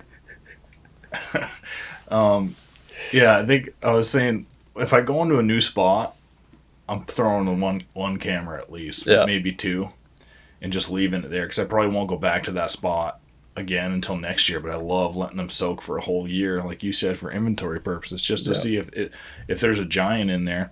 And doing that allows me to then get a full rut on camera, which I love to just upload those into my editing software and watch the rut happen the entire way through. Then you see the satellite bucks that are coming through to check that piece out. Yeah. Which ones are leaving. Yeah. So that's a good way to do that. And another thing that and usually I'll try to go back in there and get them. This year I was behind, but try to go back in February or March or April so that you have an excuse to go check that camera, but also you can shed hunt it right while you're in there. I've heard, I don't know if it was on your podcast, might have been on, no, it was Big Woods Bucks. Hal was saying, shed hunting, you're wasting your time because you're looking at the ground, you're not looking at the woods. Something along those lines. Yep. I want to say it was Hal that was saying that. It could have been that, or Dan Infault talks about that a little bit too, where if you're focused on shed hunting, you're not scouting as well as you could be. But Yeah. and it's But true, definitely to an extent. Especially, I don't know what your pace is when you shed hunt, but I cover ground. I'm crawling because I'm You're going scouting. slow. Yeah, because Yeah. I'm scouting too. And the only thing I have to say to that is some people enjoy a different form of hunting. Some people hunt and golf. Some people hunt and fish. Some people do a combination of things. I feel like shed hunting, bow hunting, gun hunting, driving deer, whatever you're doing, like every different process, every different weapon, every different aspect of it. Like I like scouting and finding deer just as much as I like hunting them. I like building those stories. Yeah, me too. Especially, this was like this is like winning the gold, to me. And this is the third deer I've actively like known about and hunted and closed the story out on. And after this one, I was telling my wife, I was like, I don't know if I'll ever like chase to that extent Mm-hmm. because I felt like I was in jail Yeah. and I just got let free. Wow. And I said, I think going forward, if I get a couple big bucks in a piece, I'll say, it doesn't have to be the biggest one. Out of the top 3 in here, one of them gives me a shot. I'm going to make it happen. That's how I've always hunted. It's crippling to like focus on one deer. And then what happens if he gets killed? And then all of a sudden you're like lost in your season, But anyways, back to like what people like and everything. You asked me like you're like, oh, do you shed hunt when I first got here? And I love shed hunting. I'd rather do that than go play a sport. Someone else might rather play a sport. So I don't think by any means shed hunting's a waste of time. It's like a little trophy every time you find one. You know what I mean? For sure. And just got quite the collection going, and kind of want to not build some things. I don't want to cut them up, but I like to build a shadow table for my game room with lights in it and stuff. Light up all the sheds and just kind of stack them in there. And some other things, but I don't think it's a waste of time. It's it definitely isn't. Definitely a great time passer, and just as much as building a story and hunting a deer, that's another thing I love about being in the woods. Yeah. The biggest adrenaline rush I've had in the realm of hunting, it wasn't after shooting a buck, shooting a big buck or whatever.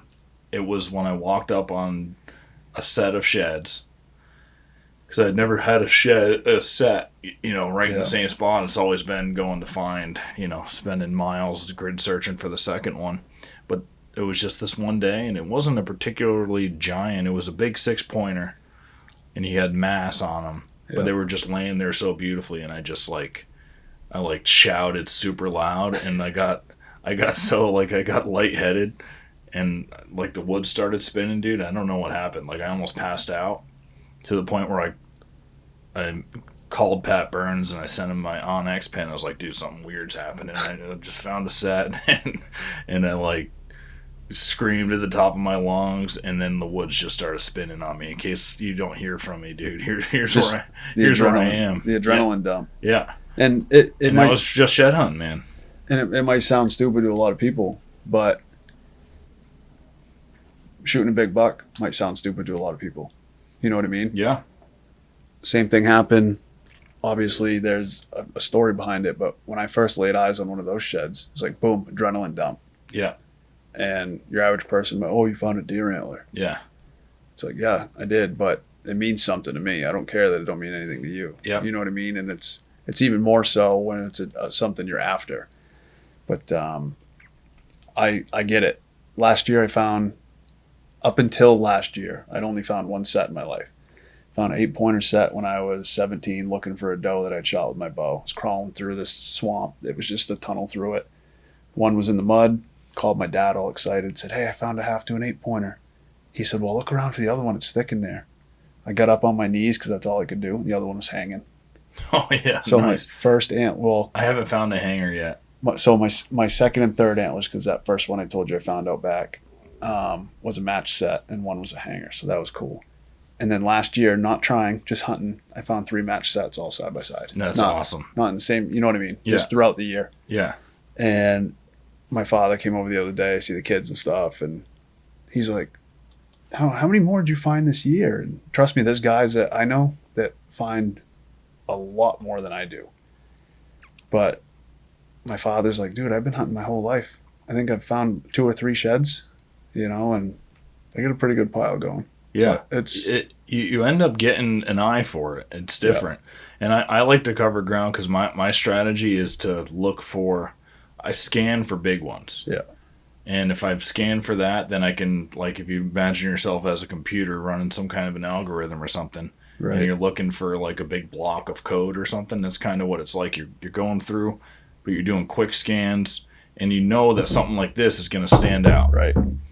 Even if it's 80 yards, if you can see 80 yards away and it's on a side hill and the leaves are wet, obviously the best time to go shed hunting is wet leaves too. Yep. Or, I mean, snow.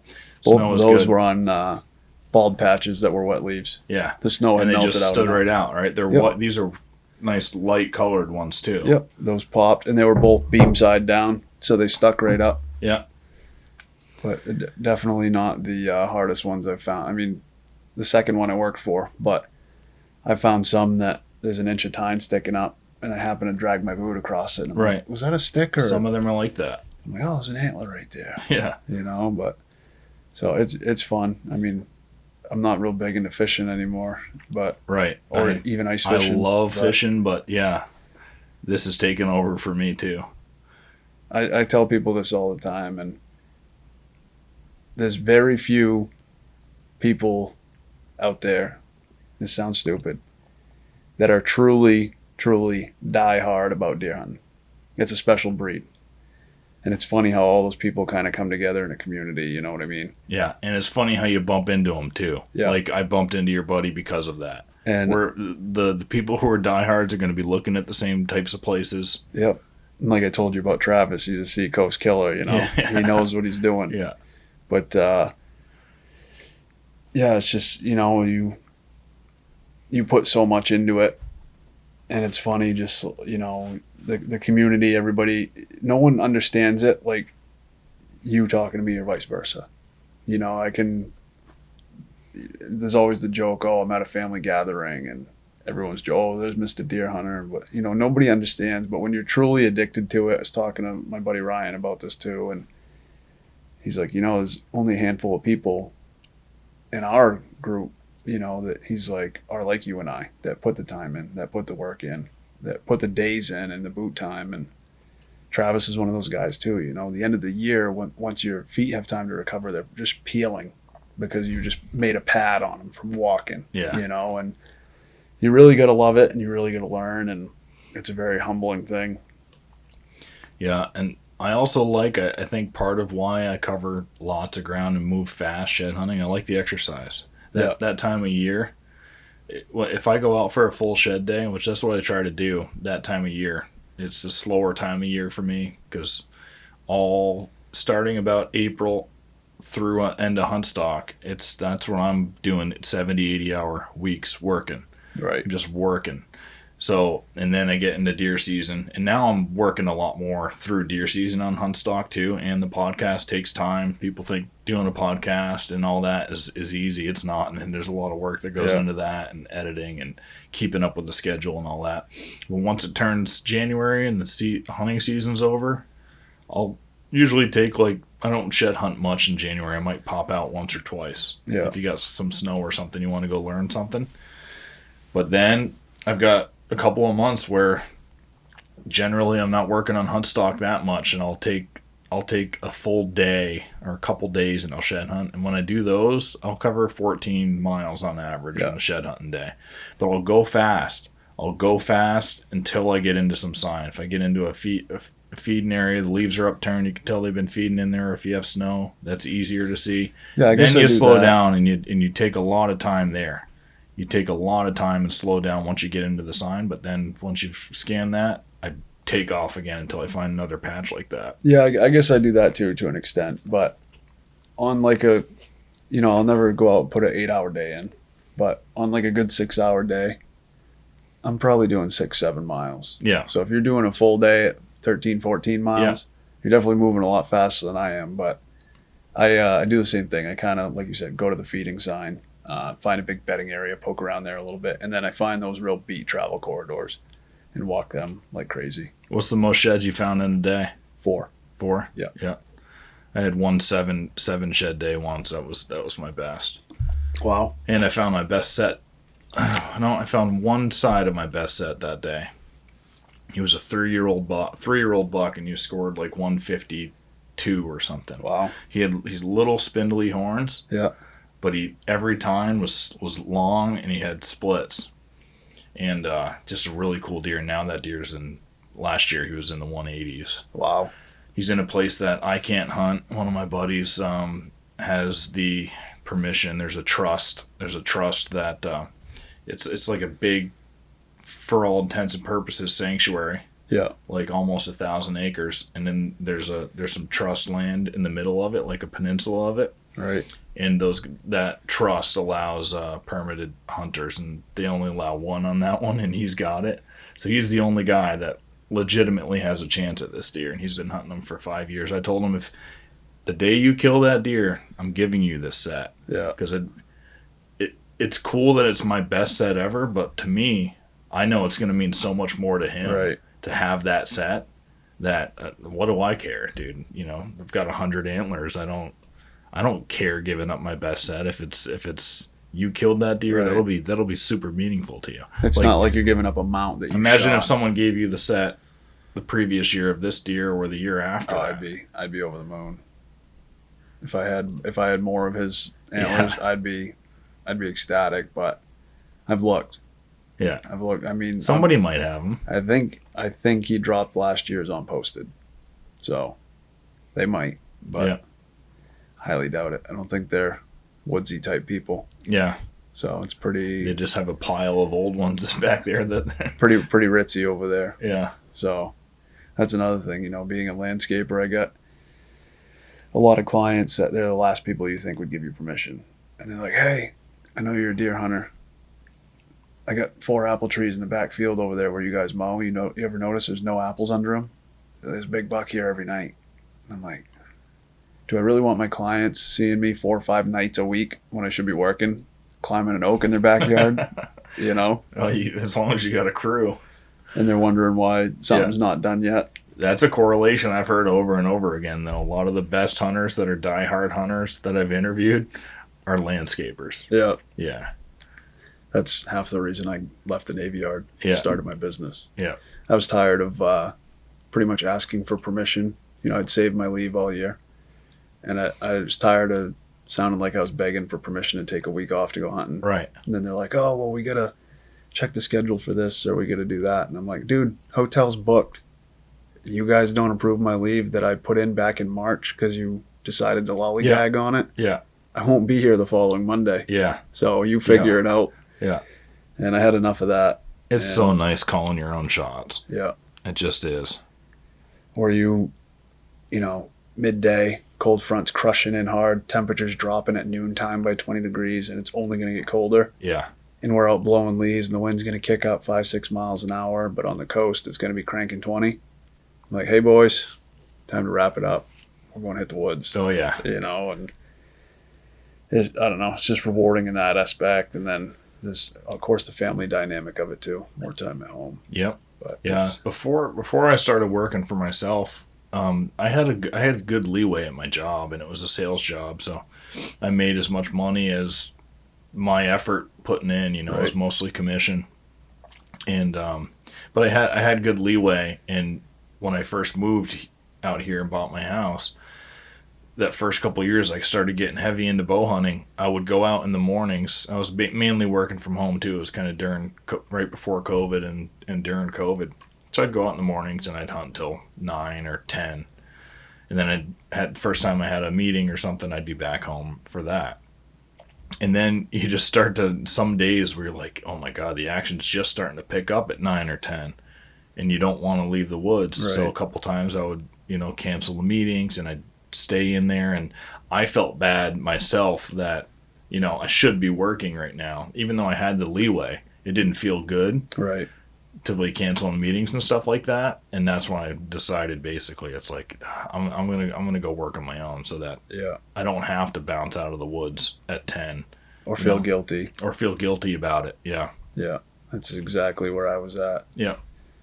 It's just you if you put the time in, you want to be able to enjoy your time. Yeah. You know, and you shouldn't have to feel guilty while you're out there. Like the woods is my peace.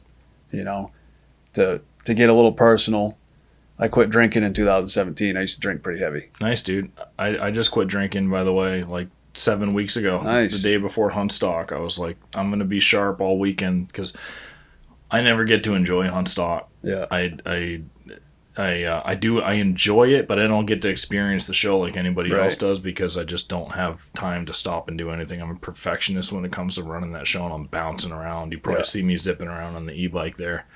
And so the only time at hunt stock I really get to kind of relax a little bit would be when the show's over and there's the after party. Right. You know, and I like hanging out with everybody. This year I was like, I'm not drinking, and I haven't had one inkling, you know, since then. I'm 7 weeks strong. Yeah. I don't have like a desire to drink at all. I feel so much better. Oh, I'm thinking it's crazy. the sharpest I've ever thought before. I'm just clear headed.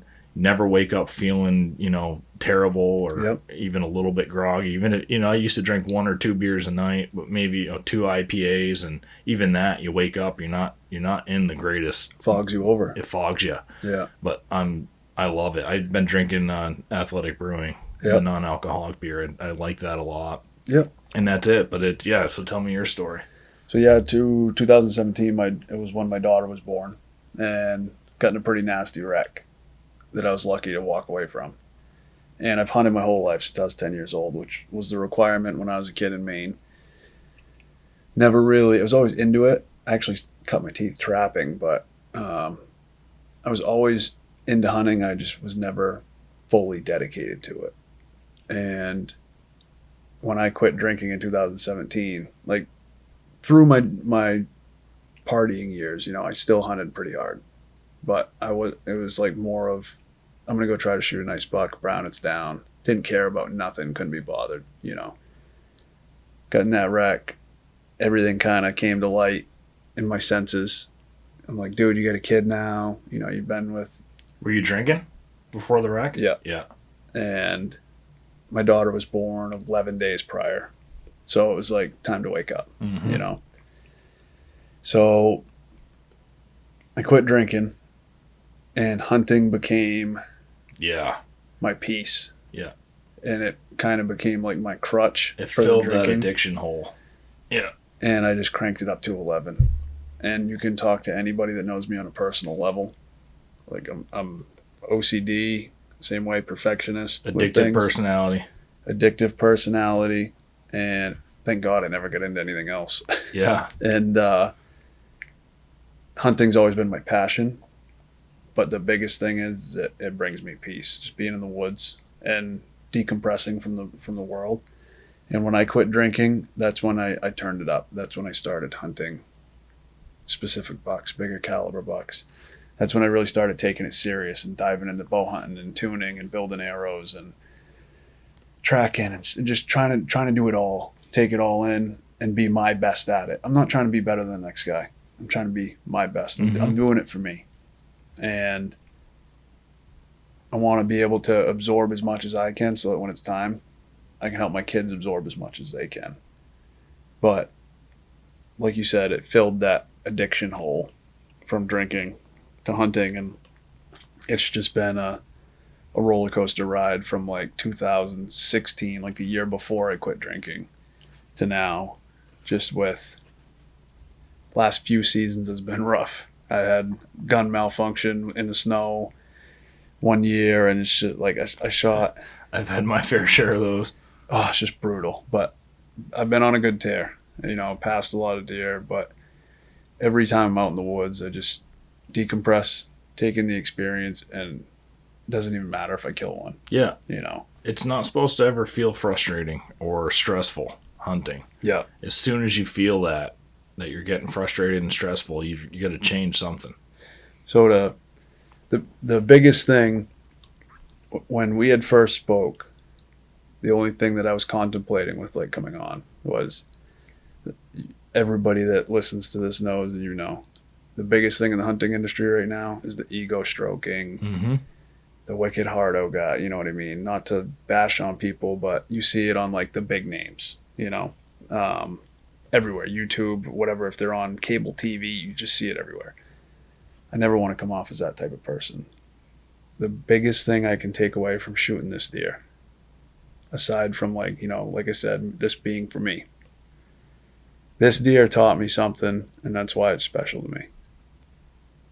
This showed me, and I put it in my post, how much the people around me were rooting for me. And my wife has never really been like excited when I shoot. She's like, "Oh, yeah, you're gonna be home at 1:00 in the morning," because she knows I'm gonna be dragging all night. Yeah. My wife was excited for me. Every one of my buddies was excited for me. I went to my dad's at like 10:00 at night, and he was excited for me. But it really opened my eyes to who's rooting for me, who was in my corner, and it happens a lot with big deer when you see other people successful. Is like the envy, and when you see the people that are closest to you genuinely happy for you. Yep. When something like this comes together, that meant just as much to me as it did shooting this deer. Absolutely. And the last thing I wanted to do was come on your podcast and sit here and let anybody believe I was here to stroke my ego, because I'm not. Simply here to tell the story because I worked hard for it, and it means a lot. So always take away more from the hunt than just shooting a big deer. Absolutely. Yeah. And before I forgot about that as we were talking, I just wanted to get that out. Well, and the reason that, like you said, seeing who was truly happy for you in that moment, it's because it is a life accomplishment. The amount of hours that you put into that deer is probably comparable to going to med school. So like if somebody in your life would be celebrating you graduating med school or something, right? That's what that is what this is like for you. Yeah. You know what I mean? So yeah, I mean, you will find out they knew how much hard work you put into that deer and how much it meant to you. And if you feel the people you're closest to, you should feel how they feel. It's empathy. If a loved one dies, your best friend, and you don't know the loved one very much, but you see that person taking it hard. If you don't feel that with them, then your connection to them isn't, as strong as you would have thought. So that's what I know you felt in this. You're like, wow, this person, this person, this person, this person, this person, these are my best friends. Yeah. By how they reacted. Yeah. They were truly happy in the success. Yeah. And you know what? I shared that with my buddy Ryan. I sent you the picture of his deer. We both shot our personal best bucks within a week of each other, not thinking, number one targets, not thinking it was going to happen. And he FaceTimed me when he shot it. And I was telling him when I was on the way here, we were just talking. He's coming back from dropping his cape off the taxidermist. And I said, I was just genuinely excited for you as if I shot the deer. Yeah. Yeah. And I was talking to him about how much that means, you know what I mean? And I know it sounds wicked corny. Everyone's like, oh, be a man and boo, you know what I mean? But it's important having good people in your corner, and like my mom, I didn't hear it right away. She tried to call me as I was dragging, and she's been following this story. My mom hunts, she shot a 9-pointer out of my stand, but I finally listened to the voicemail at like 1:00 in the morning when I was settled in at home, and she's leaving me a voicemail crying. Yeah. I'm so excited and blah, blah, blah. But no, I mean, hunting's not just the chase and the kill to me. It's brings out a lot of good in people just as much as it does bring out the bad. But hunting for me is a good way to show you who's true in your circle. Yeah. And who to get out of your circle. Exactly. If there is, sometimes there is people that it's, But it all comes back to those old school deer camp vibes. You know what I mean? It's not about the one guy and the big buck he killed. You're all there together. Yeah. You know what I mean? So it's crazy. A lot of people talk how big deer make people crazy. And big deer can also bring people together and open your eyes. I don't know. It's just something I learned, and it's very humbling to sit behind this thing finally and like look at the grand picture Yeah. of the work and everything it entails. And it just made me think about how much it's not just about the story of this deer. It's not just about the headgear, and it's not about the attaboys, the high fives, and the, oh, look at the big buck you killed. It's the accomplishment is within, it's for me, and everything else around it just comes to light. It's nice. It's for you, but then you also know that there is a select few people who almost felt what you did because they're close enough to you. Yeah. That they know what it meant, and it's like that with every.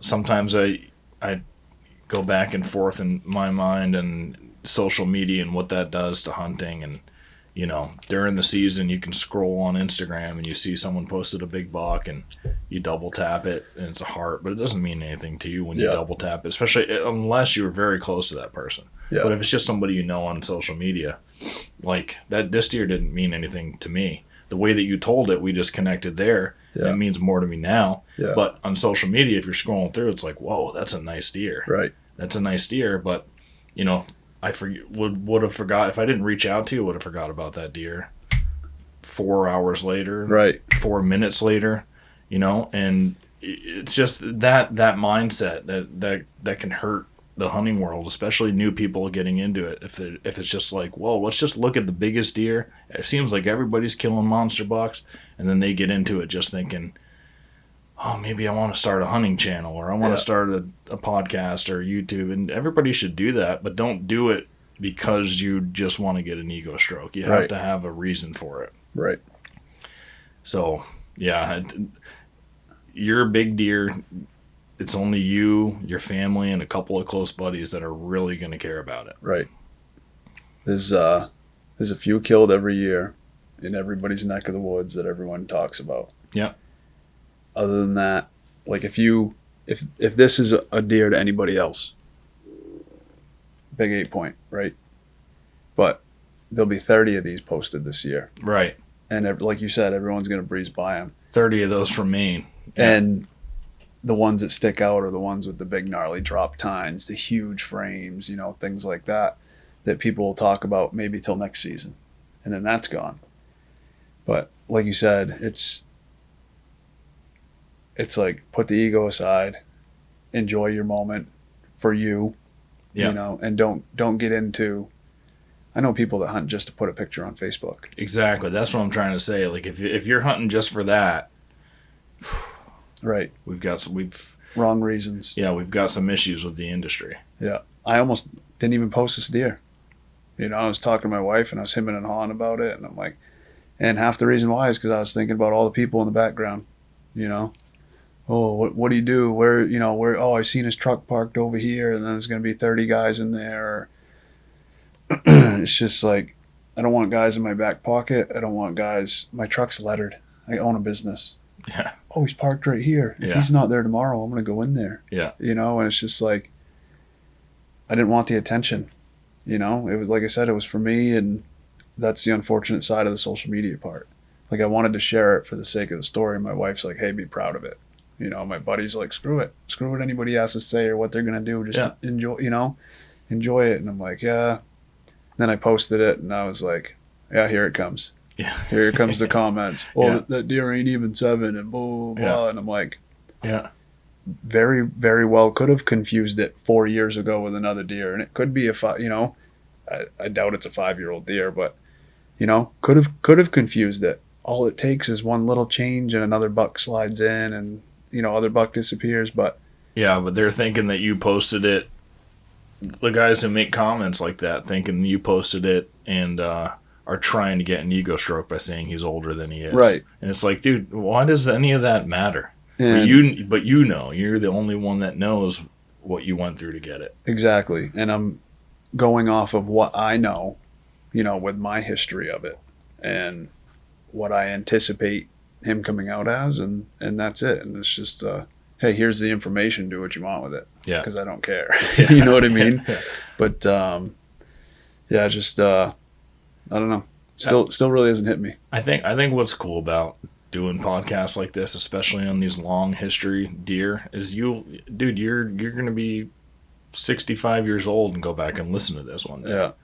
I already can't wait to listen to it. You Even know? though I'm Yeah. here having the conversation with you, Yeah. you know, it'd just be cool to one morning, Yeah. you know, driving around doing quotes, whatever I'm doing, be able to throw it on in the truck and Yep. listen to the conversation. Just in the moment, you don't really absorb it all in. Yeah. Barring YouTube getting, going out of business, like who knows, 20, 30 years down the road, maybe it's out of business, but it should live there forever, Yeah. which is cool about it. That's why I started self-filming too, because I wanted to be able to look back Yeah. and watch stuff. Like my buddy Scotland was here this weekend, and we watched stuff that I put on 3 years ago. I was like, oh, I had a beard.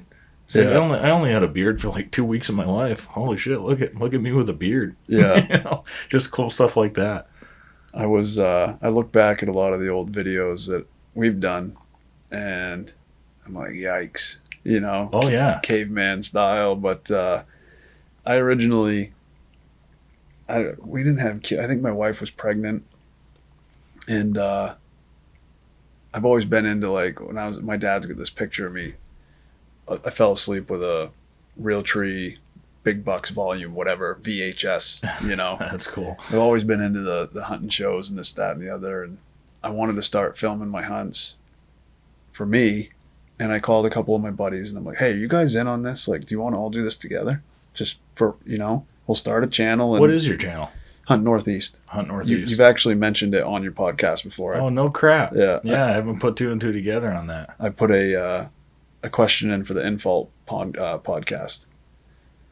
I'm thinking, did you put one up a couple of years ago? You got a dog tracker to come help you find a deer? No? No, Okay. I've never used a dog. Yeah. But no, I put one up asking about. I think it had to do with swamp hunting because it was with Infault. But yeah, and you had mentioned Hunt Northeast Maine, because I sent it in from the Instagram. Yeah, cool. But yeah, it's just Hunt Northeast. But we just kind of took my buddies that were into it and was like, hey, let's just film it. If it goes anywhere with a following, so be it. But that's not the goal. Right. Like, you can just tell by, like, editing style and everything. Like, we're not trying to do anything professional grade. Yeah. It's rough, it's uncut, and I mean, it's edited, of course, but it's mostly uncut, and it's just real. It's raw. That's how the best stuff gets built, man. If you go into it just because you're passionate about it and you're not trying, because people are going to know right away if you're just trying to become, like, the worst word in the world, an influencer, right? Like, oh, I want to be a hunting influencer. It's hard. Like, if you start out with that mindset, people are going to smell that. You're just going to come across as disingenuous. And like, when I started this, I still worked for my other job for a year and a half, and I was just doing the podcast because I got the bug. Yeah. I got the bug, and I got super obsessed with deer hunting when I bought that house because I wanted to hunt closer to home. And I was like, I have to go on a pretty cool journey here because I've literally been a gun hunter, deer camp tradition, hunted just for the deer camp and the camaraderie and the satisfaction of when you kill a deer at deer camp, your name goes on the list and it stays on the list at camp forever. And it was always a big thing in my family. Right. And that was it. And that's amazing. And I still love that every year. But that was the only thing I knew. Right. And going from that kind of hunting to suburban Massachusetts bow hunting, I'd never shot a bow in my life. It's like there could be a pretty cool journey to document here just for life. And I started it for that. And it just, if you have that right kind of, you want to document it for the right reasons, and you got a goal to get to, it just bubbles, And this isn't a huge podcast either. And in the Northeast, it's gotten pretty big. But as far as podcasts go, there's tons of corporate and big, huge, a lot bigger podcasts. But for me, it's just like I was talking about this with my buddy Evan last night. Every little decision you make in life, you don't know where that's going to lead you. Your life would be totally different with one small decision. If we wanted to move to Wilmington, Massachusetts, and it wouldn't have been as good hunting, I don't think, as where I moved here, and I wouldn't have got that same bug. And who knows what my life would be like, but I'm pretty happy with where my life is now because I'm able to do my passion when I want to, and not beholden to anybody else who's a boss. And I don't make anywhere near as much money as I used to make when I had a full-time job, but I'm a lot happier. Yeah. Working for myself and being able to enjoy my passion. Absolutely. That's what actually got me caught on to your podcast. Was it's something that I share a passion with, is hunting, everything hunting related. You can beat a lot of hunting subjects to death, but all your questions and everything that you interview with people and the things you talk about, it's authentic. So when you can combine authenticity with passion, and that's kind of like where I'm trying to sit with recording the hunts, is authenticity and sharing the passion with other people. Yeah. You know what I mean? So you are going to put a video together, right? Because you got some footage of this deer over the years. I can't wait to see that. I can't wait. I started roughing it, and I'm trying to decide if I want to do a series on it and tell the story, or if I just, because I feel like telling the whole story comes out egotistical. Here's everything, here's the whole. So right now I'm in a toss-up. It's going to take me months to do. But here's the thing with that. What comes off, you don't worry about what it comes off as. You're not doing it in an egotistical way. So that shouldn't. You should do it the way you want to do it. I feel like without worrying about what other people are going to think. Right. I feel like 7 years is a lot to put in a video. Yeah, well, that's true. A lot of talking, a lot of breaking down, and a lot of history. But I also feel like if I do a 30, 40-minute video, maybe even a 2-part series, 2 20-minute videos, you'd be like, here's the history, here's the hunt. Keep it short and sweet and not have to be like this big. Yeah. So I'm kind of trying to find the middle ground right now. Yeah. I got a whole external hard drive of stuff with him. Yeah. Also, breaking it up will help you manage. Like, trying to put it all in one video can feel and seem like an insurmountable thing. And it's like, but if you break it up, it can help you with how you're looking at it. And I don't know if you've done this yet, but before you even do any of it, sort out all your footage into like different folders. Like, here's scout, here's all the trail camera stuff, and make sure that you've got like chronological, whatever. But the best way when you're editing is like just being organized, and so however you want to do that, but organize it so that you're not fishing through and having to go watch 80 videos to find the one that you wanted to put in a certain spot. Having that somewhat roughed out. Or even like going through all your videos once. Right. Go through all of them once, and when you find one, you're like, all right, that's going to tie into the story here. Drop it into the special folder that you're going to draw from, so you're not fishing through a sea of videos looking for a clip. Right now I have just the hunt roughed in because I wanted to like watch that back. Yeah. So there's nothing cut out of it. The only thing I did was I zoomed in and slowed down when I shot. Yeah. So you could like really see kind of what's going on. And I lightened it just because the color of his coat blends in with the backdrop. And I was trying to see if you could get his rack to show out a little more because it dark, blends right in. He was a day out of velvet. So, but I'm going to take my time with it. I'm hoping to have it out sometime in November, but I don't want to rush it. Yeah. So like I said, I'm pretty rough with the editing, but I know enough to put something together. Yeah. So awesome. And if you can find a couple of clips that you wouldn't mind sharing, and maybe pictures over the years of him and stuff that I can put in over the podcast as we're talking about certain things. Yeah. That would be cool. Don't feel like you need to throw the don't give me the kill shot, what you're going to want to put in your video, but anything that you can think of that we talked about in this, if you can send me stuff, it makes the podcast better. It helps people visualize stuff. I could do some trail camera videos throughout phases of his rack. Yeah. Dose, the bully buck. Yeah. Some trail camera videos of him. So you can kind of see, like, it kind of gives you the phase of this is where he was growing. This is where Dose kind of interjected. Yeah. I mean, I have I can't tell you how many failed hunts I have. Just like, oh, day 17, Mm-hmm. here I am again. Yeah.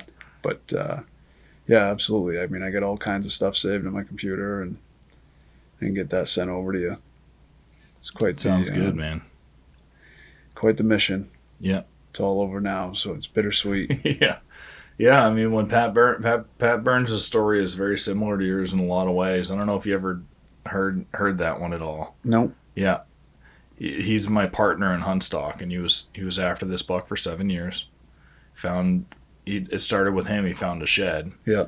From when he was a 4-year-old buck, and he guessed that when he killed him, he was 11 and a half, and then he got the tooth age, and it's a lot of very similar things. And he was obsessive about this deer for 7 years, all he could think about, and to the point where he was, it add stress to his life too much because he was taking time away from other things. And it's like, and then when it was over, it's a rush of adrenaline for a little bit, and then sadness sets in, because it's like, he's never going to walk again. Not this one. He's gone.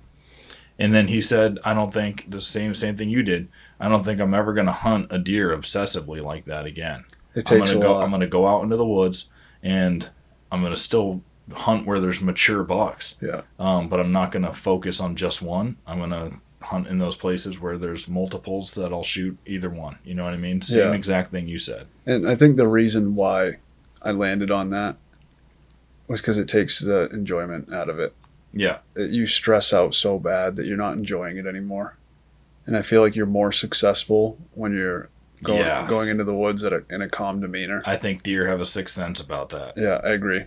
I think when you're stressed out, just like a shark can tell when there's a stressed out fish of prey. Or a dog can tell if you're a bad person or if you're, feeling stressed. Yeah. It's just, I've always had better luck when I'm in the woods and I'm like, whatever happens, happens, enjoy the sit. Yeah. And all of a sudden it's like, there it is. And, I don't know, it sounds corny, but like you can feel the woods change and like temperature drops, birds go silent. Oh, here it comes. And it just, sounds stupid, but like your vibe lines up and all of a sudden it is. You're letting an arrow fly. It is. Yeah. And at this point in my life, I've killed a lot more deer with a bow than I have with a gun. Me too. So it's like you're starting to get proficient. You feel good and you just want to be out there doing it. You know what I mean? And I think that's another part of it is it was either I'm out there for him or I'm not out there at all. And I just want to be out there. So, and now the pressure's off. Now I can take the wife hunting. Yeah. Yeah, absolutely. She hunts? She has gone, she went twice 2 years ago. And That's cool. Went a few times last year, but I just bought her. This December will be our 17th anniversary. We've been together since high school, and she just took her archery safety, but obviously didn't have time to get her on a compound. So I went to the creek the other day, bought her a crossbow. Saw Josh? Yeah, Josh was there. I dealt with Banu, but yeah, got a 10-point Titan. Travis recommended it, and I have my own opinion on crossbows, but had the if it's gonna get you to experience with your wife, I'm still trying to get my wife. I don't think she ever will, but I'm not holding. I'm holding out hope that she will at one point want to come out and experience it. Yeah, my wife's excited. Yeah, and I think a lot of that is because she's gonna be able to go out in October, and she knows October is my killing time. Yeah. That's when I'm the most deadly. And it's beautiful in the woods in October. And she doesn't have to freeze. Yeah. So that's, like you just said, it's perfect conditions so she can go out, she can be comfortable. I'm going to put her on a bog death grip in that crossbow. I'm going to tell her where to hit them. Yeah. That'll be all she wrote. I interviewed a lady once way back in the beginning. One of the only female, by the way, if there's any female hunters out there that listen to this and want to come on, reach out to me because I want to get more women on the podcast. But this lady didn't get into hunting until she was like 50, and it's because her daughter got into hunting. Yeah. She started taking a liking to it. A neighbor was like her mentor. Yeah. And then she wanted to spend more time with her daughter and realized she really loved it, So I think that could happen with me once if my son or my daughter gets into it, that might be the time my wife's like, I'd like to go experience this major part of, our kid's life. Yeah. Yeah. My daughter the other night, speaking of girls and hunting, she comes up to me and she's like, "Dad, would you be mad if I didn't want to hunt?" I said, "No, of course not. Just because I enjoy it doesn't mean you have to." I said, "But if you ever have a time where you're like, I want to go hunting with Dad," I said, "you let me know because I'll drop everything." Yeah, But 100%. I said, "But if you don't want to do it," she's only 8, so I think it's like the death part that she's having a hard time with. But I said, "If you ever want to, just let me know. I'm not going to force you, but I'm always here to take you." Yeah. So I think I'm hoping the day comes. Like I said, I don't want to force it on her, but I'm hoping the day comes where she sees my wife with one. So I want to go hunt with Mom. Oh yeah, that'd be cool. So yeah, it's I finally took my mother when she was probably 55 at the time, and I actually went out. She's like, "Can you go fix my trail camera out back?" I said, "Okay." I go out, and it's 2 feet off the ground. It's facing into a swamp. She's like, "If you come back here and tell me you saw a big buck, don't even tell me." So I take her 4-wheeler, I rip out there, fix the camera. I go up around the swamp on the other side, and there's this big 8-pointer standing there in the trail. So I go blowing back to her house. I come running in. I said, "Mom, I just saw this big 8-pointer." I said, "You need to take tomorrow off. I'm going to take you out there. We're going to kill him." She's like, I can't." She's like, "It's not that easy." I'm like, "Telling you he's here now," because they don't hang out there. She's like, "I'll take Tuesday off." Okay, Tuesday morning we go in there. I'm like, "Just walk." I said, "Let's just get in there. Don't worry about it. We're going to sound like a couple deer. It's wicked crunchy." So we get down in there. I'm acting like a buck scraping, but I'm clearing out around the tree. And get everything kicked out. She's like, "You're being so loud. What are you doing?" She's all paranoid. And I said, "Sit right there. Hold your gun over there. Be ready." About 10 minutes before legal, I hear a buck let out a deep grunt on the other side of the swamp. I'm like, "Okay, nice." Roll the can a couple times, scratch the ground up, hit the grunt a couple times. Here he comes. He comes out, it's like 22 to 24 feet, not yards. Ground level, we're sitting right next to each other on a pine tree. I'm sitting there and I'm going, "Susan, pick up your gun." And I'm whispering in her ear. I'm like, "Susan," and I'm calling her by her name to get her attention. And all of a sudden he pops out and he's broadside to her and her gun's still on her lap.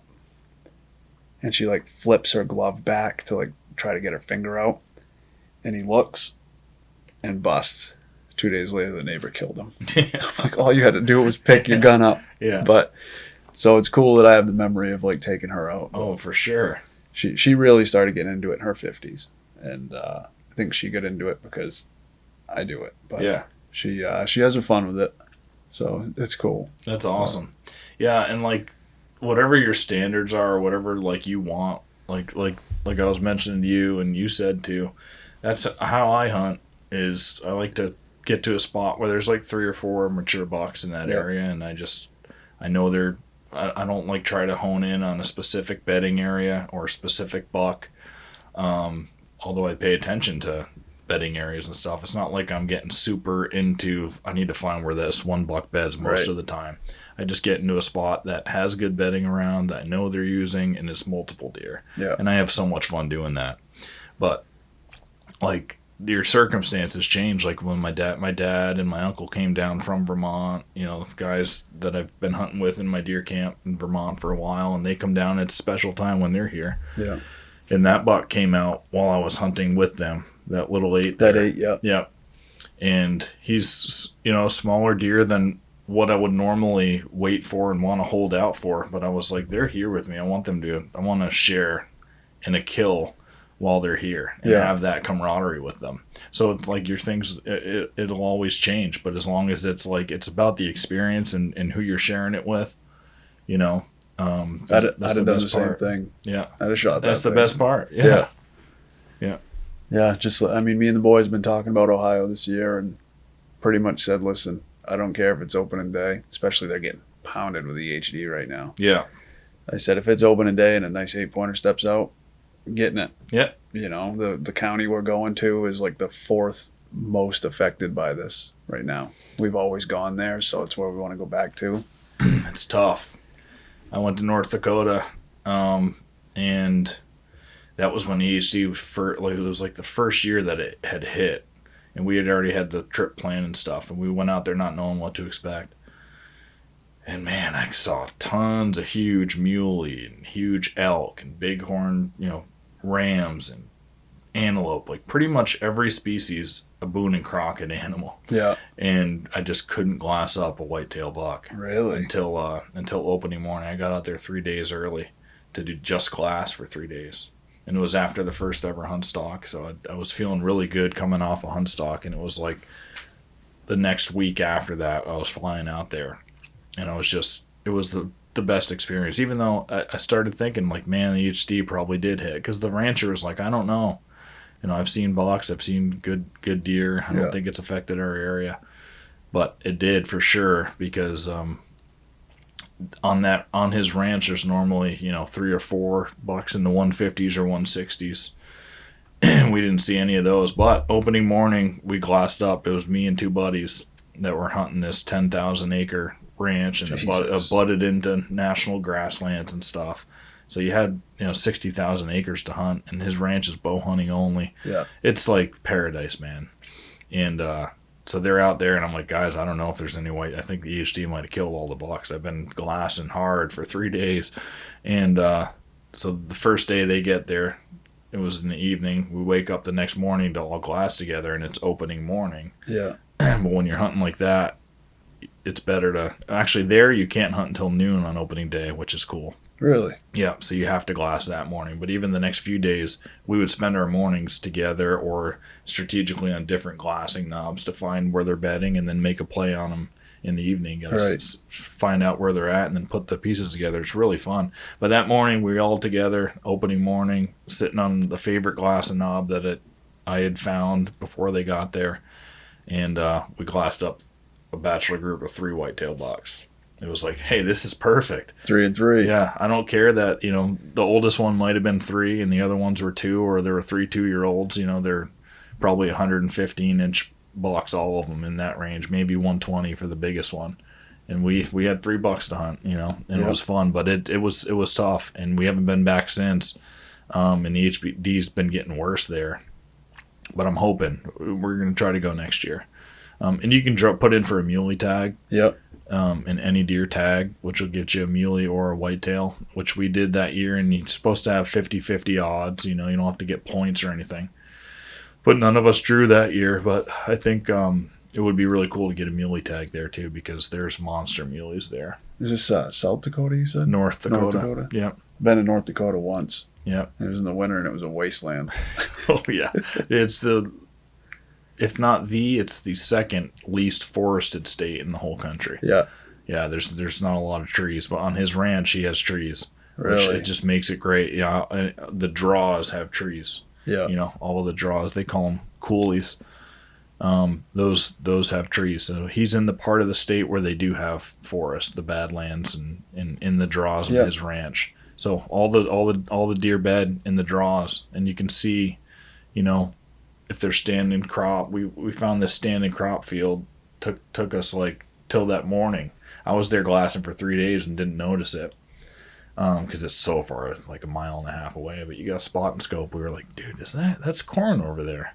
So then that morning we're like, let's just look at that corn, and that's where we saw those 3 bucks exit the corn. And it's cool looking at a landscape from distance like that. You can see the draws because you can see the trees spotted across the landscape. And there was like 4 draws that came out of that cornfield. And, you watched them, and the first buck went down this draw. The second 2 kept going, and they went down the same draw. But it's like you see how they move across the landscape. Right. And they don't pop out of that draw. They bedded. They're bedded in there. Right. So then it's like a really fun game and different way to hunt. And that's why I say, like, you should experience hunting every different way that you can. So after this year in Ohio, we've been talking about a couple things, and it was either put in for a Montana tag. We got a buddy that goes for muley, or try out Sika. But in Maryland? Yeah. Yeah. But I don't know. I'm a whitetail guy. Hardcore whitetail. Me too. So I've been thinking about like Nebraska. I've been putting in for Iowa points. Yeah. We'll see. My partner Pat's like, I wouldn't shoot a muley deer. Those it's just like it looks like a rabbit. It looks so stupid out there hopping around. He's just so diehard into whitetail, and I am too. Like I don't even turkey hunt. People are always trying to get me into turkey hunting. I don't turkey hunt. I just don't think it would do it for me. But I will if I think it would be great with kids. Yeah, because that's like an easier thing to get into. Bouncing around, it's a little less stressful, I feel like, than hunting deer. Yeah. So if I'll probably start turkey hunting when I hunt with my son. I might offend a few people with this, but I call them pine pigeons. Yeah, I hate them things. Ditch chickens. Yeah. Big into the whitetail. Don't turkey hunt. I haven't bear hunted since I shot one with my bow in 2020. Me too. I shot one last year with my bow. Oh, it's fun. It's probably the only bear unless I have I won't hunt specifically for bear, but if a big old bear comes by while I'm deer hunting and I got a tag, right, I'll probably pop one. Yeah, it's fun. Yeah, but I got to do the I got to do the muley thing once. I got to do the elk thing once. I'd love to go kill a caribou at some point. Yep. It's the whole cervid thing. No rams or goats really do it for me, but yeah, me either. Yeah, even antelope, I don't know. I like deer. I like cervids that grow antlers that have points that come out a lot. I think pronghorn. I think if I was out west and the opportunity arose where I filled a tag early, and they were like, "Oh, you got time? Go get an antelope tag." Yeah, I'd do it. Do it from distance or something. 400, 500 yards. They're hard. They're hard to hunt, man. Yeah. Most of the time you're hunting in the middle of a giant plateau or something. This is what we saw when we were out there. They're in those plateaus. You have to be sitting in like a hay bale blind or something, Yeah. My buddy Joe shot one when he worked for Ruger. They sent him out there, Colorado. And I went to his house and I'm looking at it. I'm like, man, that's a lot bigger than the ones at Bass Pro. And I'm like, let me look up how to tape them things. Did he do videography for Ruger? No, he's a some type of engineer for them. Okay. He works for SIG now. He moved back up here and he works for SIG. Nice. I stopped by SIG when I went up to hunt New Hampshire because place is sick. Yeah, I didn't see it. We went and had lunch. But yeah, that part on New Hampshire I was hunting wasn't too far from there. So. Yeah. There's a lot of deer around that area. But I looked up how to just tape antelope, just curiosity, and I grabbed a flex tape and I started going at Joe's antelope, and I'm like, Joe, I might be doing this wrong. I said, but this is a big antelope from like what I've seen and like what everything's been telling me on this form here. It's a big antelope. I said, there's only so much you can get wrong on black and white. I said, but I'm pretty sure you're like 16 inches into Boone and Crockett. So you might want to have this thing officially scored. Yeah. And of course, there's so many entered. It wouldn't even matter where he is on the list. But he's like, really? And I'm like, yeah. And we ended up going to Cabela's a couple months later, and he's looking at all the antelope on the wall, and he's like, that one's Boone and Crockett. I know. And I'm like, yeah, dude, I'm telling you, yours is massive. And his first one he's ever killed. And it was a booner. Yeah, it was huge. So he's got to have that officially scored, but he's got it mounted, and it looks awesome. But it's cool. Just doesn't do it for me, though. Yeah, muley would for me because hunting that whole week out there in North Dakota, we saw some muleys that would be pushing in the Boone and Crockett, and they were walking within bow range and stuff as we're hunting whitetails. Yeah, and it was really cool to see how the species interacted with one another. Yeah. Like I was watching this giant muley bedding on the side of the hill while we were watching those 3 bucks one morning coming out of the corn. Yeah, and we're like, oh. Dude, they just took the draw where that muley's bedded, and they're approaching close to him. Like, I'm really curious just to see how they interact here. And muley paid absolutely no attention. Really, just didn't care. They walked right by him. They didn't interact at all in that one instance. Muley's a lot bigger body wise, right? Yeah, I think most of the time, yes. But those North Dakota and South Dakota deer, a lot of those western deer have big bodies. Yeah. I gotta try it at some point. I got plenty of life left to live, hopefully. Yeah, dude, you do. That's the thing. You never do know. So yeah. Live it up to the fullest, man. Well, we've been going 2.5 hours, dude, so I think we'll cut it. But I really appreciate you coming on, man. Thanks for having me. Awesome conversation. Yeah, thank you. Thanks very much, dude. Absolutely. Channel again is Hunt Northeast. Hunt Northeast. Appreciate it. YouTube channel. So check them out. And see you guys next week.